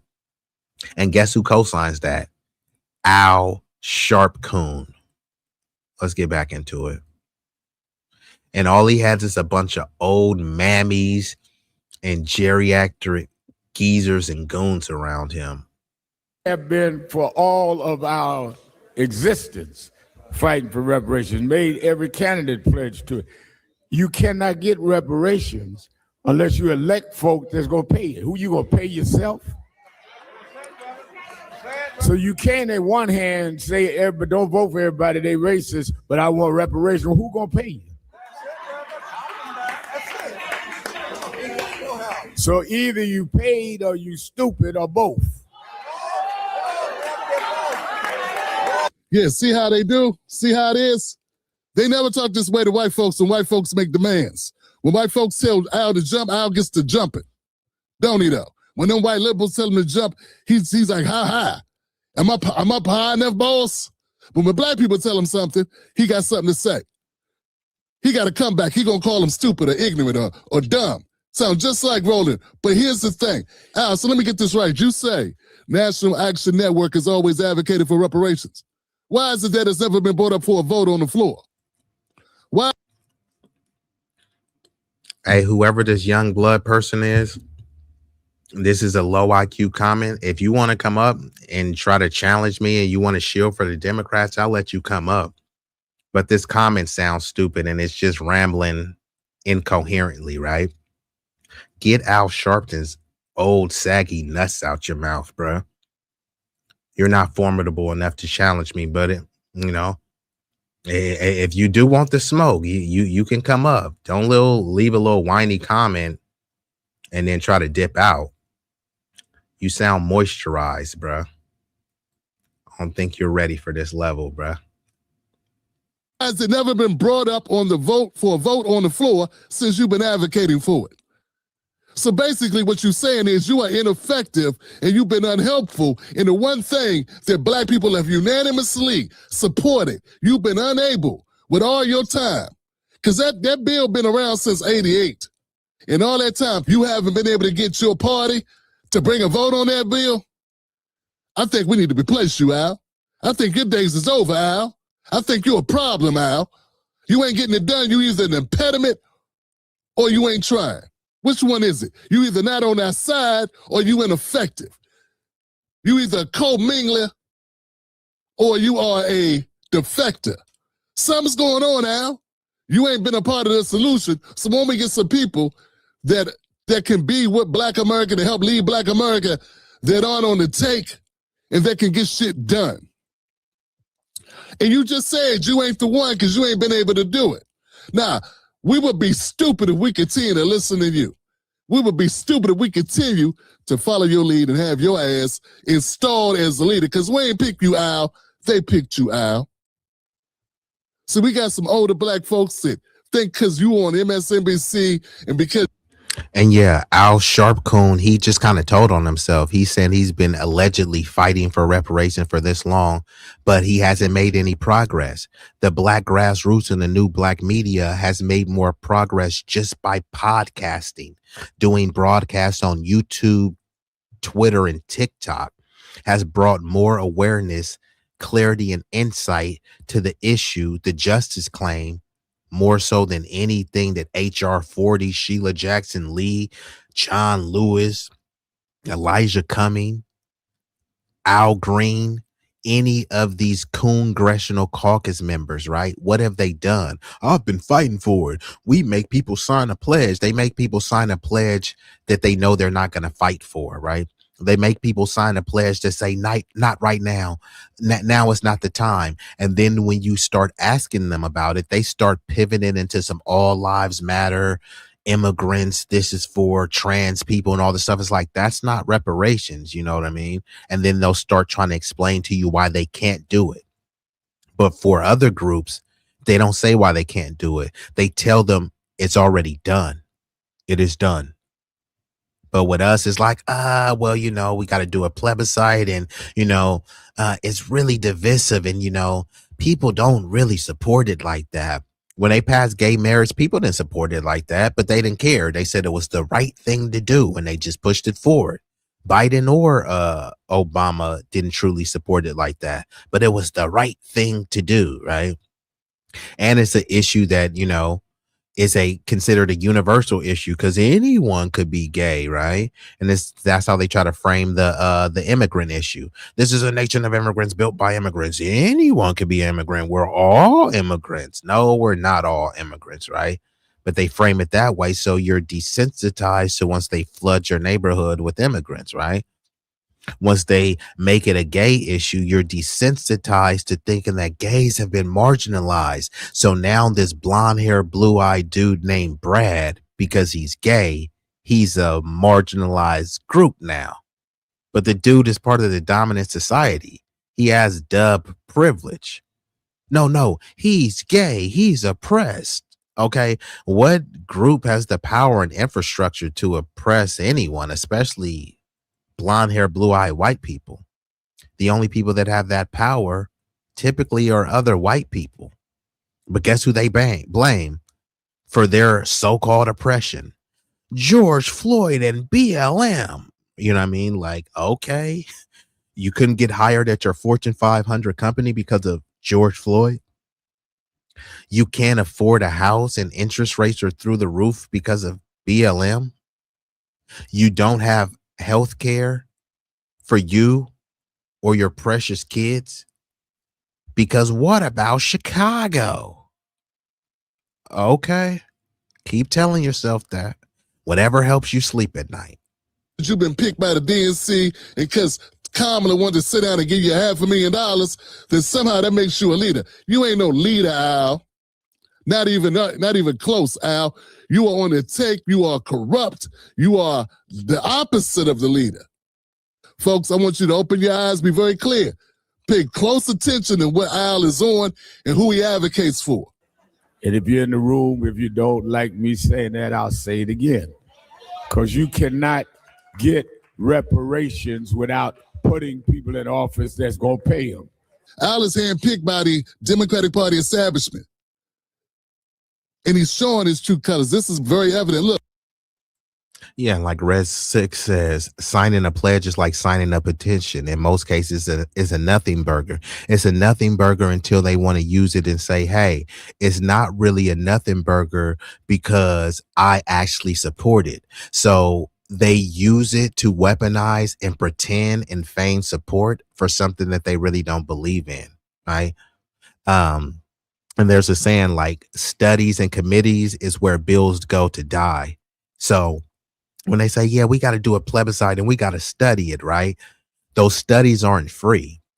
The money that they invest in the study could just be given to whatever aggrieved group or community. But no, they'll spend millions of dollars on a study, but won't even give a few hundred or a few thousand to the aggrieved group. They'll spend millions on the studies to say, we studied and yes, you guys suffered. Yes, we subjugated and oppressed you, but you niggas don't deserve anything but a pat on the back. And, you know, instead of a butter biscuit crumb, we'll give you a butter biscuit, right? We won't give you employment. We won't help you get your life started. Just a butter biscuit. Cause hey, look, you were getting nothing before. Now us giving you a butter biscuit, hey, it's something, right? You know, that's pretty much how it's framed. But with these other groups, they roll out the red carpet. They don't talk about giving them a butter biscuit. They talk about, here, how about we give you a house so you can have your own clean kitchen to make your own butter biscuits. That's what they're offering to the non-citizens. But for the blacks, it's like, pull yourself up by your bootstraps. Okay, fine. If that was the standard universally, it would be fine. But that's not what's happening. They're bringing people over here and then saying that, hey, they need resettlement assistance. Why is it our job to resettle someone? Oh, well, they were a refugee. You mean they were being subjugated and oppressed by their own countrymen? So why are we on the hook for that? Right? When we're oppressed here by our own government and our own countrymen, it's like, get over it, right? Shut up, nigger, stop complaining. Okay, fine. I'll shut up and stop complaining. But these people were seeking asylum, fleeing their own people oppressing them. Tell them to shut up and pull themselves up by their bootstrap. Somehow that's xenophobic. They can say they're fleeing gang violence and we have to roll out the red carpet. But I thought y'all said Oakland was infested with gangs, and Chicago and St. Louis and Baltimore. Where could the young youth who doesn't want to be involved in gangs, where could they flee? What assistance do they get? Oh, I forgot, they're American and they're black. So they have to shut up and pull themselves up by their bootstraps, because we have to take care of people in Tijuana who were gang members, in Bogota who were fleeing gang violence from their own people. The hypocrisy is rampant. RS says over 1,000 Turkish women came to America, gave birth, their baby, and received citizenship and got $10K from the government in America last year. Yeah, it's no shock, right? Turkish women, just like right now, especially until 2030, Turkish people come over and are considered white. People from Lebanon, white. Egyptians, white. Syrian, white. Palestinians, white. Now, I get it. People say, no, they're Arab. No, they're Muslim. There's no race called Arab, and there's no race called Muslim, and there's no race called Middle Eastern. And if someone tries to retort how race is a social construct, well, so is ethnicity, nationality, and religion. Middle East is a social construct. Sub-Saharan is a social construct, but people adhere to it. Latino, Hispanic, social construct. So based on the U.S. Census, Armenians, Lebanese, Palestinians, Syrians, all these people are classified as white. And this is how they up their birth numbers, because they're not having babies at replacement level. So when they have a bunch of immigrants who will be later adopted, assimilated, and folded into whiteness, it helps them maintain this mythical white majority, right? They didn't like Italians. They called them guineas, i.e. Africans, i.e. niggas. They called the Irish white niggas as well. They said that they weren't white. They said Italians weren't white. Then they looked around and said, damn, we don't have enough people that are of this pure Anglo blood. So you know what? Y'all white too. Now, y'all ain't white like us. There are hierarchies in the whiteness, right? Y'all ain't white, but y'all are white, and y'all are above the niggas, right? So that's really all it was. And they start folding all these other people into whiteness. And many people were voluntarily buck breaking themselves into whiteness, i.e. the Mexicans, for example, right? Mexicans fought tooth and nail to be legally classified as white. Mexicans were going to have their own category. It wasn't going to be a Latino Hispanic category. There was going to be their own category. Just like how it says Amerindian, Alaska Native, Mexican was going to have their own category. And guess what? They said, hell to the no. We do not want our own category because we are white. Don't try to put us in no other trick bag. We white, just like y'all. And then the Euro say, you know what? Y'all are white. Y'all not like us, but y'all also not like those niggas. So y'all can get adopted into whiteness. All this stuff is well documented. Look at the Treaty of Hidalgo in 1848.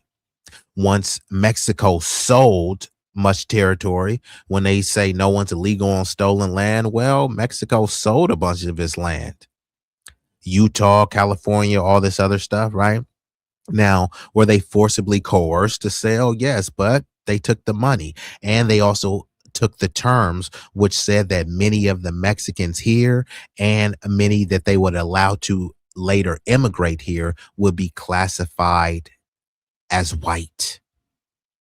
So, this is well documented history. Yeah. So this is why I say both parties support the open borders, because when you look at who Biden mainly let in, over 80% of the people were Latino/Hispanic. But who are they talking about? You don't really know, right? They let over hundreds of thousands of Venezuelans, the white Venezuelans, right?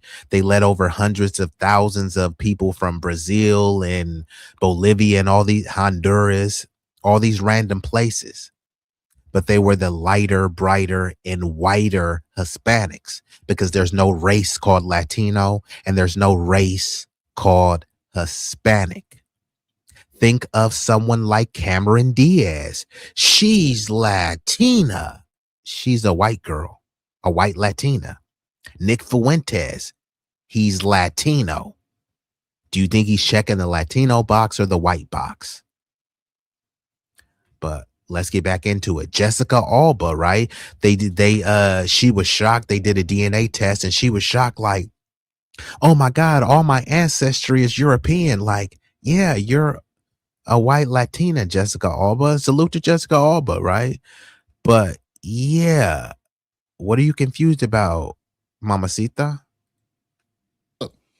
If you were an advocate for the black people, for black Americans, what would you do? You would be taking their grievances, their concerns to the people at the party. That's the whole purpose of Al Sharpton. He's supposed to be communicating your concerns. He's not supposed to jump in between you and the party. See, he serves as a buffer to the party to try to contain you, not to expand on your message, not to fight for what you want, but to voice the concerns of the party and keep you at bay. For example, if I was an advocate for inmates at a prison, and the inmates at the prison was saying, hey, we're not getting the proper medical treatment, we're not getting the proper heat, or it's hot, we're not getting AC, or the food's horrible, right? It's unsanitary, or the safety, there's issues about safety. I'm not supposed to say, oh, well, what kind of food you expect them to give you? We talking about medical treatment. What kind of issues do you have? I mean, you got medicine, you got aspirin, what they supposed to give you? What you mean it's hot? Take some clothes off. Or it's cold, put a shirt on. You know, see, that's a person that's not advocating for the inmates, but they're advocating for the prison. You're advocating for the warrant. You're advocating for the private corporation that owns that prison. See, that's what Al Sharpton's are doing. He's telling you why you can't get reparations. That ain't his job. His job is not to figure it out for you or for the politician. His job is to communicate, expand, reverberate, and raise the volume of whatever your request is. That's his job. His job is to amplify your message, because he's supposed to be a conduit for you. He worked for us, right? Doesn't he work for the people? See, that's the thing I have with not just Al Sharpton, same thing with Roland Martin, all these operatives of the Democratic Party. They're getting their money through the Democratic Party and its mechanisms, and they work for them. I don't know how you can make it any plainer, but this video of this young man voicing the desires, wants, and demands of the people was crystal clear what the people want. Al Sharpton, it's not up to you if the Democratic Party knows what to do or has their minds right, got their heads right or not. It's your job to say, this is what the people want. Get it. And I agree. So I'm going to transition into this last video. And yeah, he says Sharp got his reparations. So that's what it is. They've already paid him. So he's part of the brain dead, buck broken buffoon Boule class that's supposed to lead us astray so that his progeny could be okay, but he sells out the rest of the community, right? You know, the quintessential, disgusting political house Negro. And I'm going to pull up this last video. Hopefully y'all have taken the time to like the stream. It is free. It won't cost you a fee.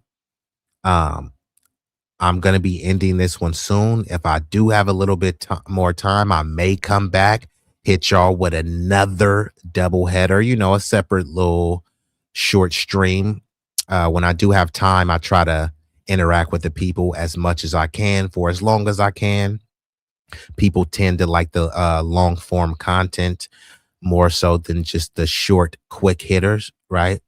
So I'm just going to pull up this next video and we're going to get back into it. So give me 30 seconds. Be easy, tell me how it feel. Ooh, tell me how it feel. To be real, to be really that dude. Be easy, that dude. Ay, ay, ay, ay, ay, ay, ay, that dude.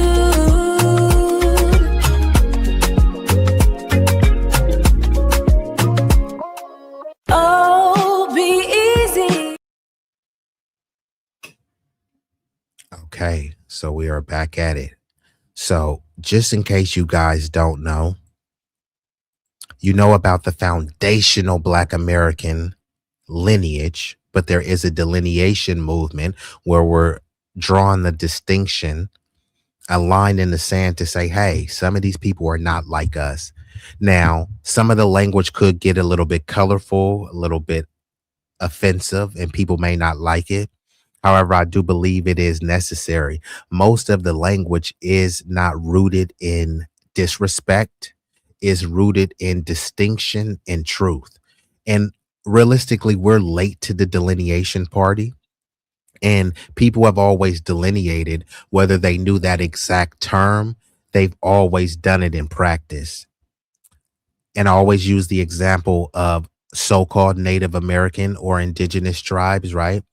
There's no such thing as one big native or one big indigenous. There's over 560 plus federally recognized tribes, which means there's multiple tribes that are not federally recognized.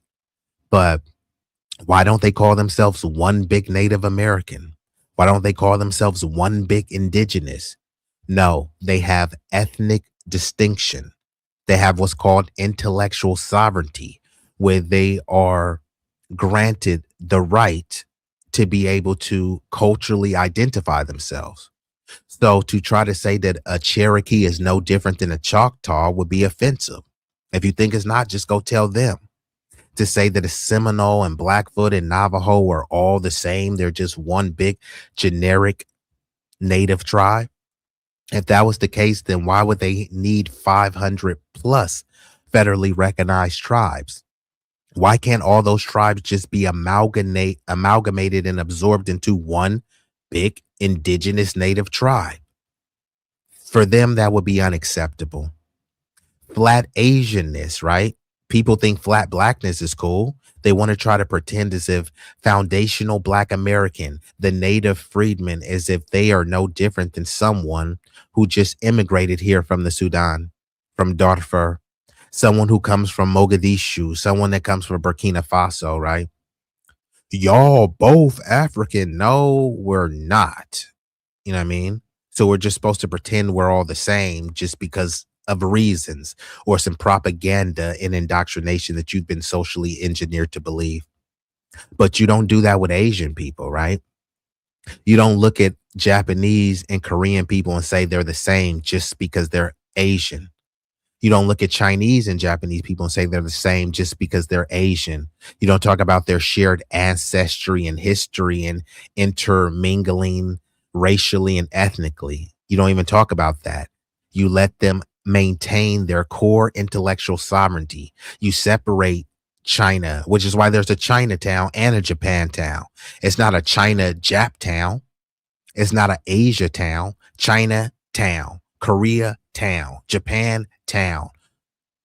Why is there all this ethnic specificity and distinction?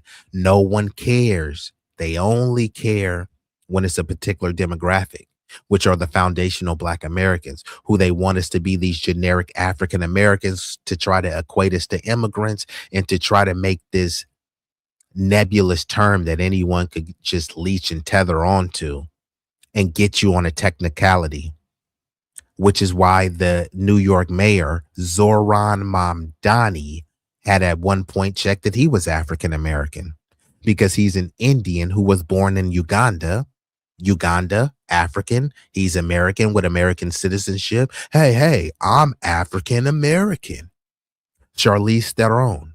Elon Musk could claim African American. Now, some people will say whether they would do it or not is a different story, right? They shouldn't even be allowed to. Why are there these nebulous loopholes at all? So when someone says African American, no one even knows who the hell we're talking about. Rui Hachimura, who is a Japanese player on the Lakers, right? Technically, he's melanated, right? But he's full Asian. He comes over here and he's considered African American. What does that term even mean? Right? So it's supposed to be convoluted and confusing. They're trying to pretend as if it provides you some level of cultural clarity. But how could you have clarity about Africa when you've never been and most will never go? Not because it's hatred towards Africa. It's just my homeland is here. It's a very beautiful and a rich homeland. So what do I need to go to any other country or continent? Not because I'm afraid to travel, not because I don't like traveling. I'm just talking about pure necessity. These other groups, they're fleeing out of necessity because they didn't stay and fight and build anything. And it's not to disparage them. A lot of them, they'll say, oh, well, the U.S. destabilized my nation. Well, how was the U.S. able to destabilize your nation? Because you didn't fight. You didn't fight your crooked and corrupt government. So that made it easier for them to subjugate your population. And rather than stand in your homeland, which you allegedly love and want to fly the flag of, you run to the homeland that my ancestors built, the same homeland that you say is subjugating you. Does that make any sense? Right? But let's get into this video. So the thing with the Heritage American movements, right? The Heritage Americans are delineating. And to be honest, I was thinking, what took you guys so long? But before, there was originally the WASP, right? The White Anglo-Saxon Protestant. And they did delineate. And that's why I would say they would say that the Italians, Irish, and other groups, hey, y'all are not like us. Y'all are not white. But now what has been happening is now there's been multiple white groups coming over, tethering on to the WASP heritage, pretending as if they're a Mayflower heritage American. It's like, bro, your family just got here. You're an Ellis Islander or came after that, right? The only reason why you were able to come to Ellis Island is because of the hundreds of years of work that people had built prior. So these people, some people will come over from Serbia or Bosnia and talk about what white people built. It's like, bro, you were living in a Serbian slums where you were failing.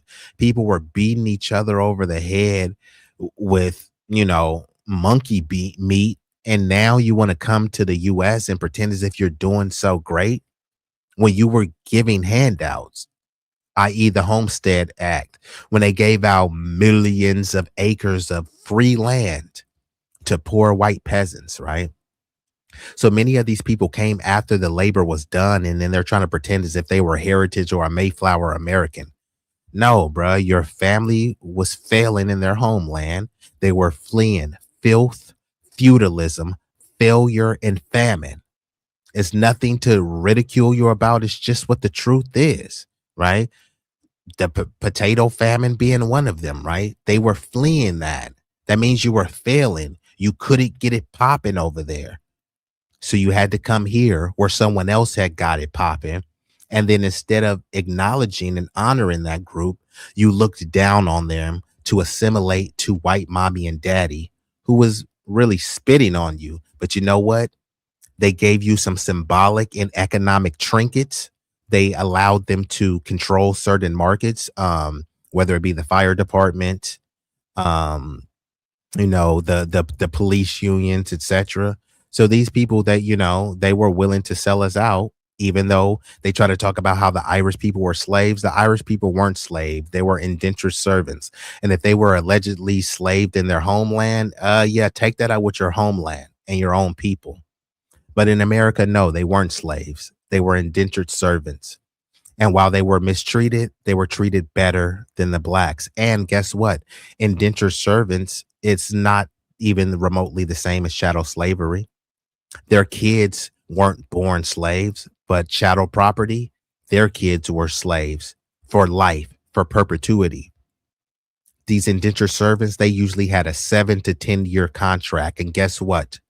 Many of them were paid reparations. Wasn't called reparations, it was called freedom dues. So after their contract, they didn't even have them pull themselves up by their bootstrap. They gave them money, capital, maybe a mule, a goat, a horse, right, to get their life started. Meanwhile, they told you niggers need to pull yourself up by your bootstraps. And they're trying to compare their history to someone that was told you can't have anything when they were given everything. It's not even remotely the same. But let's get into the video. Now, I know Tariq, he's do the calls in, so people call and ask him questions.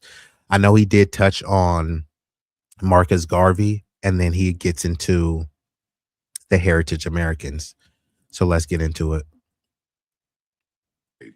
That's all I want to say. I mean, back to that. Yeah, man, the reality is reality, dude. Yeah, the Pan-African thing was a con game. And the Tethers are mad at me for calling out Marcus Garvey. They real mad at that. Yeah, I don't uplift Marcus Garvey. When you start looking at Marcus Garvey, he was on the Pan-African. So it looks like we have a low IQ Mayo mutant has entered the chat and says he doesn't give a F about black people. That's fine.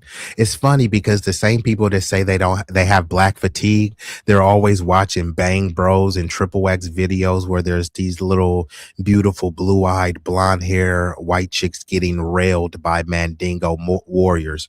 Jamal, Tyrone, Man, and Junebug is running a train on your sister, Johnny.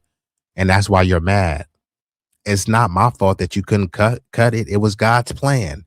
He made you into a moist, effeminate male, or what appears to be a male, and you live a miserable loser existence. Don't blame me. Blame God. Johnny K or Johnny KKK. And it's funny because he talks about Coke. The people that say they have black fatigue, they always go into black spaces. I have black fatigue. And then you pull up a Triple X corn video with a black dude with a 12-inch pipe piping your mom. I mean, does that sound like black fatigue? You got black fatigue, but you riding around listening to rap music. You got black fatigue, but you just watch Boys in the Hood and Menace to Society, right? I got dub fatigue because people like this is low IQ, loser lunatics. Let's get back into it.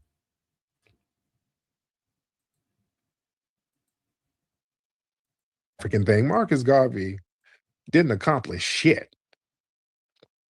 And back then, our people, the Foundation of Black American Grassroots, they were calling him out for being a tether then. There's a lot of little janky shit he was doing. He didn't really accomplish anything. Marcus Garvey just failing left and right. Just doing dumb shit and failing. He never set foot in Africa. Didn't have any land secured over there. Liberia really wasn't fucking with him. He had no land over there. You've seen his ads everywhere, but who's the real Tom Steyer? I sometimes think I should describe myself. Nothing was going on.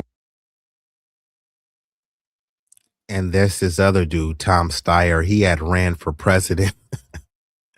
I think this dude is another billionaire. So now he's trying to run for California governor. If y'all in Cali, are y'all going to vote for Tom Steyer? Tom Steyer, bruh, you got billions of dollars, bruh. Man, go sit your little geriatric behind down, bruh. And I'm not trying to be ageist and, say that, hey, old people are obsolete. I'm just saying, bro, you're a billionaire, bro. Just chill. Work. Them ships were janky, bought some janky ass ships that didn't work, and the crewmen were incompetent. He couldn't run business correctly. Just a lot of janky shit. Then when he went to court. And I'm going to just let Tariq cook on the Garvey part, and then I'll break down when he gets to the Heritage American part. But I do I do believe I'm gonna do a deeper dive into Garvey because they propped him up as this mythical figure. I'm sure there were some historical events that he did that were commendable, some things that he said that were commendable, but he's done a lot of corrupt, scammy, oppish things, and those need to come out. Like, he's not a god, so we can't just revere and idolize him without any scrutiny. So I will at some point be doing a deeper dive onto Garvey. Was he really the man that they propped him up to be? Or was he something more sinister? For the mail fraud, which they were selling stocks of ships that they didn't own, he went to court, fired his lawyer, and tried to represent his damn self and went in there plebiscite battling and lost, just doing dumb shit. Yeah, we don't owe Garvey shit. They try to mythologize him into something that he wasn't. Garvey was a fat tether who was fucking up. And it's okay to admit that. And the black community knew that then. They were calling that out then, meeting with the Klan and all that weird shit. Yeah, and they called him out, as they should. And again, they try to say, well, Elijah Muhammad then met with the Klan. No, Elijah Muhammad talked to the Klan. It wasn't to try to send black people away. That was them putting the Klan on notice, like, hey, look, we about to buy farmland down here. So yeah, if you won't start nothing, there won't be nothing. We know you, you know us. It was on that type of shit. Big Zico. What's good with you, OG? How you living? I'm good, man. How are you, Z? I'm good. I just got some news for you. Yes, sir. Guess who just caught another body? Lake Lanier. Lake Lanier, yep. Yeah, somebody they effed around and found out. Who is the victim? Anybody know what the victim's name is? Nah, they haven't put any information about his name. They just say he was a 75-year-old man. And apparently a fishing lure had got stuck and he tried to retrieve it and it ended up falling in the water. Yeah, boy, they gonna learn. They gonna learn, man. Thank you, brother. Yeah, for those who don't know, yes, sir. Lake Lanier caught another body. People keep fucking around with Lake Lanier. The dude went out there and went fishing, and that water brought him on in. Come on down, man, y'all. So actually, I do have a harder stop. Something just kind of came up. So I'm going to fast forward a little bit and then I'll give a more rapid response and then I'll get ready to shut it down. But let me play some of this video. It's just something came up. Like I said, if I will come back later, probably do a shorter stream. So I'm going to let more of this play and then I'll give a summary and then I'll get ready to shut her down. I do appreciate y'all. In the building. I'm driving, but I'm gonna make it brief. And I just to a modern demographic to retroactively project a 21st century pan-European solidarity onto that era that was really about intra-European fighting. Benjamin Franklin, he complained about the swarthy complexion of Germans and Swedes that were immigrating to Pennsylvania. I want y'all to understand something. Some of these Europeans who were coming over here, they were like, hey, we're going to have to segregate them. They can't live among us. They ain't white enough. You understand? He was saying, hey, man, unless these people are Anglo, they ain't really white. This is what they were saying back in those days. So yeah, the heritage American narrative falls apart when you look at it, because a lot of these people were not considered white back then. Italians weren't considered white back then. The Greeks were not considered white. The Jewish people weren't really considered white back then. See, foundational Black American is 100% correct. And when my brother said, Tucker Carlson alluded that, yeah, we're the real heritage Americans. Yeah, we are. Because we've always been Black from the very beginning. We've been Black from the very damn beginning and never morphed into anything else.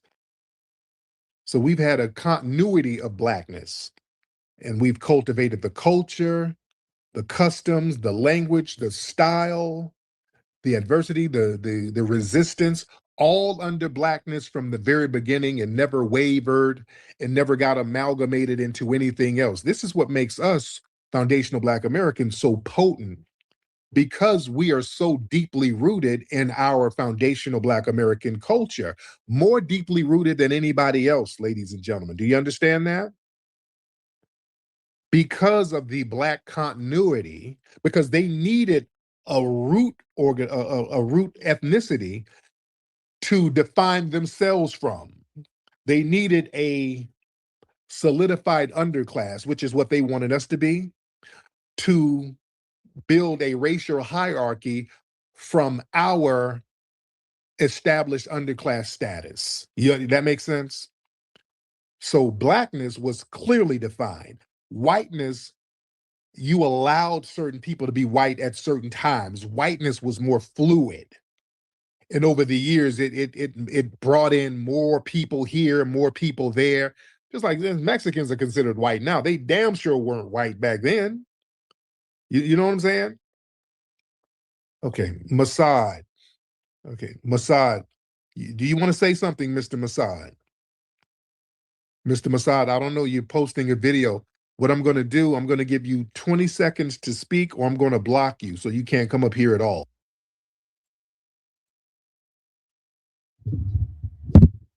So like I said, I got a hard stop, but y'all pretty much get what I'm saying. In terms of the heritage Americans, many of those people are not heritage Americans. You guys came after the Ellis Islanders. You people are recent immigrants, which is why they actually do adopt this is a nation of immigrants built by immigrants. No, you can say it's a nation of immigrants built by immigrants. That's a flat out lie.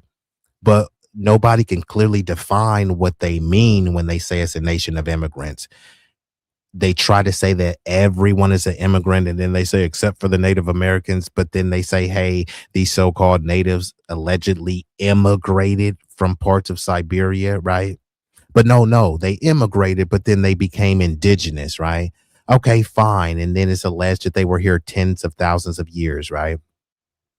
What group are we talking about? Because this so-called mythical red man, like, I thought you said that they were eradicated and they were genocided.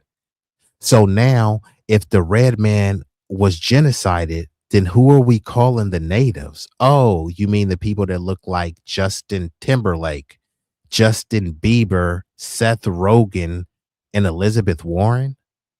So people just throw the term indigenous and native out there, but they don't really know who they're really talking about. They throw the term heritage American, but like, who are they really talking about? Some recent immigrants are trying to leech and tether on to what the Anglos built. Well, the Anglos said y'all wasn't like them. So it's foolish for you to come over here and say, we built us and us whites and us this. Like, who is we? It was enslaved people who built the White House, not some Serbian or Bosnian immigrant, not some Ukrainian Nazi, right? So all of these things are well documented. And it's funny because the people will come over here, they'll be from some slums in Europe and say, us white people built America. But then when I say, okay, and y'all white people enslaved, did that peonage, sharecropping, Jim Crow, redlining. Y'all white people did that, so y'all gotta pay reparations. Then it turns into, hey, why you want me to have white guilt? Why you blaming me? You was never a slave and I never enslaved you. So hold on, why are you trying to take credit for what the slave owners built, right? Because that's who they oversaw, right? It was actually the slave, enslaved, and freedman hands building it. But the overseers and the managers and the contractors were the slave owners. You can't try to take credit for what the contractors and the slave owners conquered, stolen, and, did heinous acts towards, but then you only want to take credit for what you find beneficial to you. You want to take credit for the White House. However, you don't want to take credit for enslaving and forcing enslaved people for building the house. How does that work, right? So when it's good, they take credit for it. When it's bad, hey, you can't blame us all. You want me to have white guilt. No, I don't want you to have white guilt, because like you said, you didn't enslave anyone, but you also didn't build anything. So since you don't want to take credit for slaves, stop trying to take credit for building things. Us whites built this. No, you didn't build anything, bro. You can't even change a tire. You can't even change your oil on your own, but you keep talking about this great civilization. We was Vikings and shit. What did Vikings build? Vikings didn't build anything. They looked at people who did build and said, hey, we're going to go RAPE, pillage and plunder. That's not building. That's barbarism. And Big Rig is still here. And you know what? I'm about to get ready to shut her down. It's just because I got a hard stop and some things that I have to tend to. And he says they're just using excuses to not give us reparations because we will blow big time. Well, yeah, you know, they're liars, and you know, they have all sorts of excuses to not deliver on the justice claim. And that it wouldn't be okay, but it would be understandable if they had the same energy and logic with everyone else. But instead they say, you niggers don't deserve reparations, but however, illegal immigrants do deserve reparations. White dudes do deserve reparations because they were allegedly discriminated against. White people weren't being discriminated against, and if they were, who was in the power to discriminate against them? That would be other white people. The people who are causing all your issues are other white people, but you're too busy blaming George Floyd and BLM. You can't afford a house because of other white people in power. Don't take my word for it. Most of Congress is white. Most of Congress is over 60 years old and white. Most of the CEOs, white. Most policemen, white. Most firemen, white. Most billionaires, white. Most astronauts, white. Most private defense contractors, white. Most military industrial companies, white. But guess who you keep blaming? Black, black, black, black, black, black, black, black, black, black, black, black, black. What about Chicago? Some random poor, crusty, musty, dusty nigga in Chicago doing a drive-by and then getting caught and being locked up for it. How does that help you afford to send your kids to college again? Does that stopping Palantir from mass surveilling you? Oh, I forgot. They're still hacking your phones and spying on you. Big Brother is still watching you, but you're talking about, what about Oakland? How pathetic and confused could you be? So I'm going to go ahead and play a couple more visuals, and I'm going to get ready to shut her down. And depending on how y'all respond to this stream, I may come back a little later, hit y'all with a double header. You know, it's still early in the evening over here in Cali. So I appreciate y'all. Y'all could have been anywhere in the world. You chose to be here with me, at least momentarily. And for that, I thank you. So I'm going to go ahead and hit these visuals, and then we're going to be out of here. Yeah. Hey.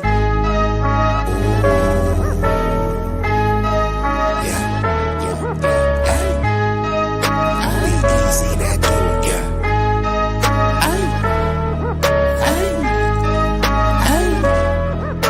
shit so hot it's burning up. Just go ahead and turn this up. I bring the pain like an aftermath of a car wreck. It's a lot of niggas that say they real. To me, that shit is far-fetched. Run cats is pussy. They really is on some feminine stuff. If I ride up on them with the 40 ounces, the definition of adrenaline rush. What he do is sweet like cinnamon puffer. My niggas is rough like Willow Pass. Grew up out on Mary Mac, but I used to hang on Willow Pass. These birds that I roll with, outcasts and misfits. Better zip lips so you get hit when the fifth spit. Flat line in your pit hit. Trap habits is black magic, no voodoo. Get the bands like Buku. For the cocaine, they go cuckoo. Most these niggas is foo-foo, so I'm shitting on them like doo-doo. I can't fuck with y'all like tofu. I'm just saying, man, like Goku. Bad bitches at the house with me watching Netflix or Roku. Fuck them both at the same time, and I swear to God it was so cool. Street legend, real boss, I call shots cause it's still saucy. I know some G's to the bike crack on shite racket and fly back out the mill. When they hear me flow, they say I be burning up, burning up. Cookie to the draw is what we burning up, burning up. What you ain't know, oh, we burning up, burning up. This shit so hot, it's burning up. Just go ahead and turn this up. When you hear me flow, I be burning up, burning burning up. Cookies to the grow is what we burning up, burning up. What you ain't know, oh, we burning up, burning up. This shit so hot, it's burning up. Just go ahead and turn this up.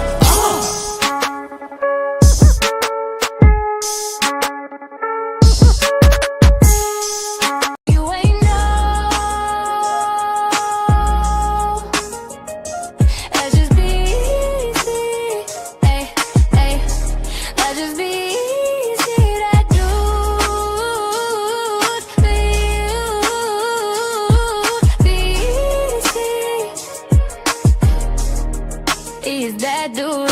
You hear me? You feel me? Ooh, ooh. B-Eazy Dat Dude, yeah. B-Eazy.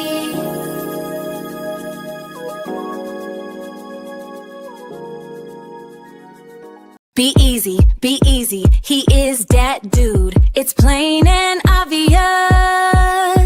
A certified professional, ain't never been a hobbyist. He is one of the nicest, realest, coldest, and dopest. So you should take notice. Woo! That dude, B-Eazy, that dude, that dude, B-Eazy, that dude. Show love and support to B-Eazy, that dude. Be easy, be easy. Be easy, be easy, he is that dude. Ooh, he is that dude, be easy, he is the one that you can call so he can get the job done. He about to reign supreme if you thought his run would soon end. He just getting started though, so go ahead and tune in. Be easy, he is that dude. Ooh, ooh, ooh, ooh, he is that dude.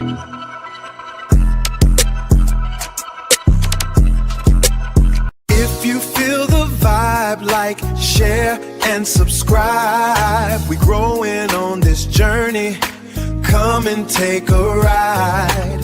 If you wanna slide with that dude, be easy. We going all the way to the top, believe me. All the way to the top, believe me.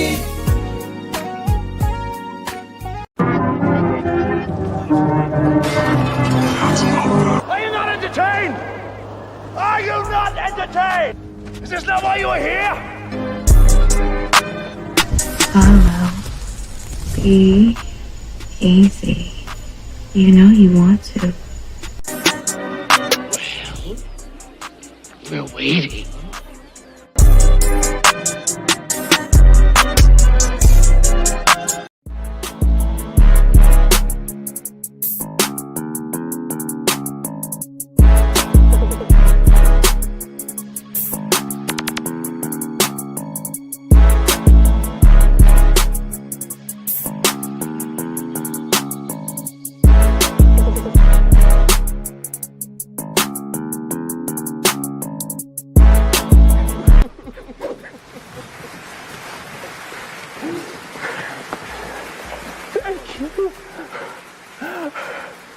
You love me. You really love me.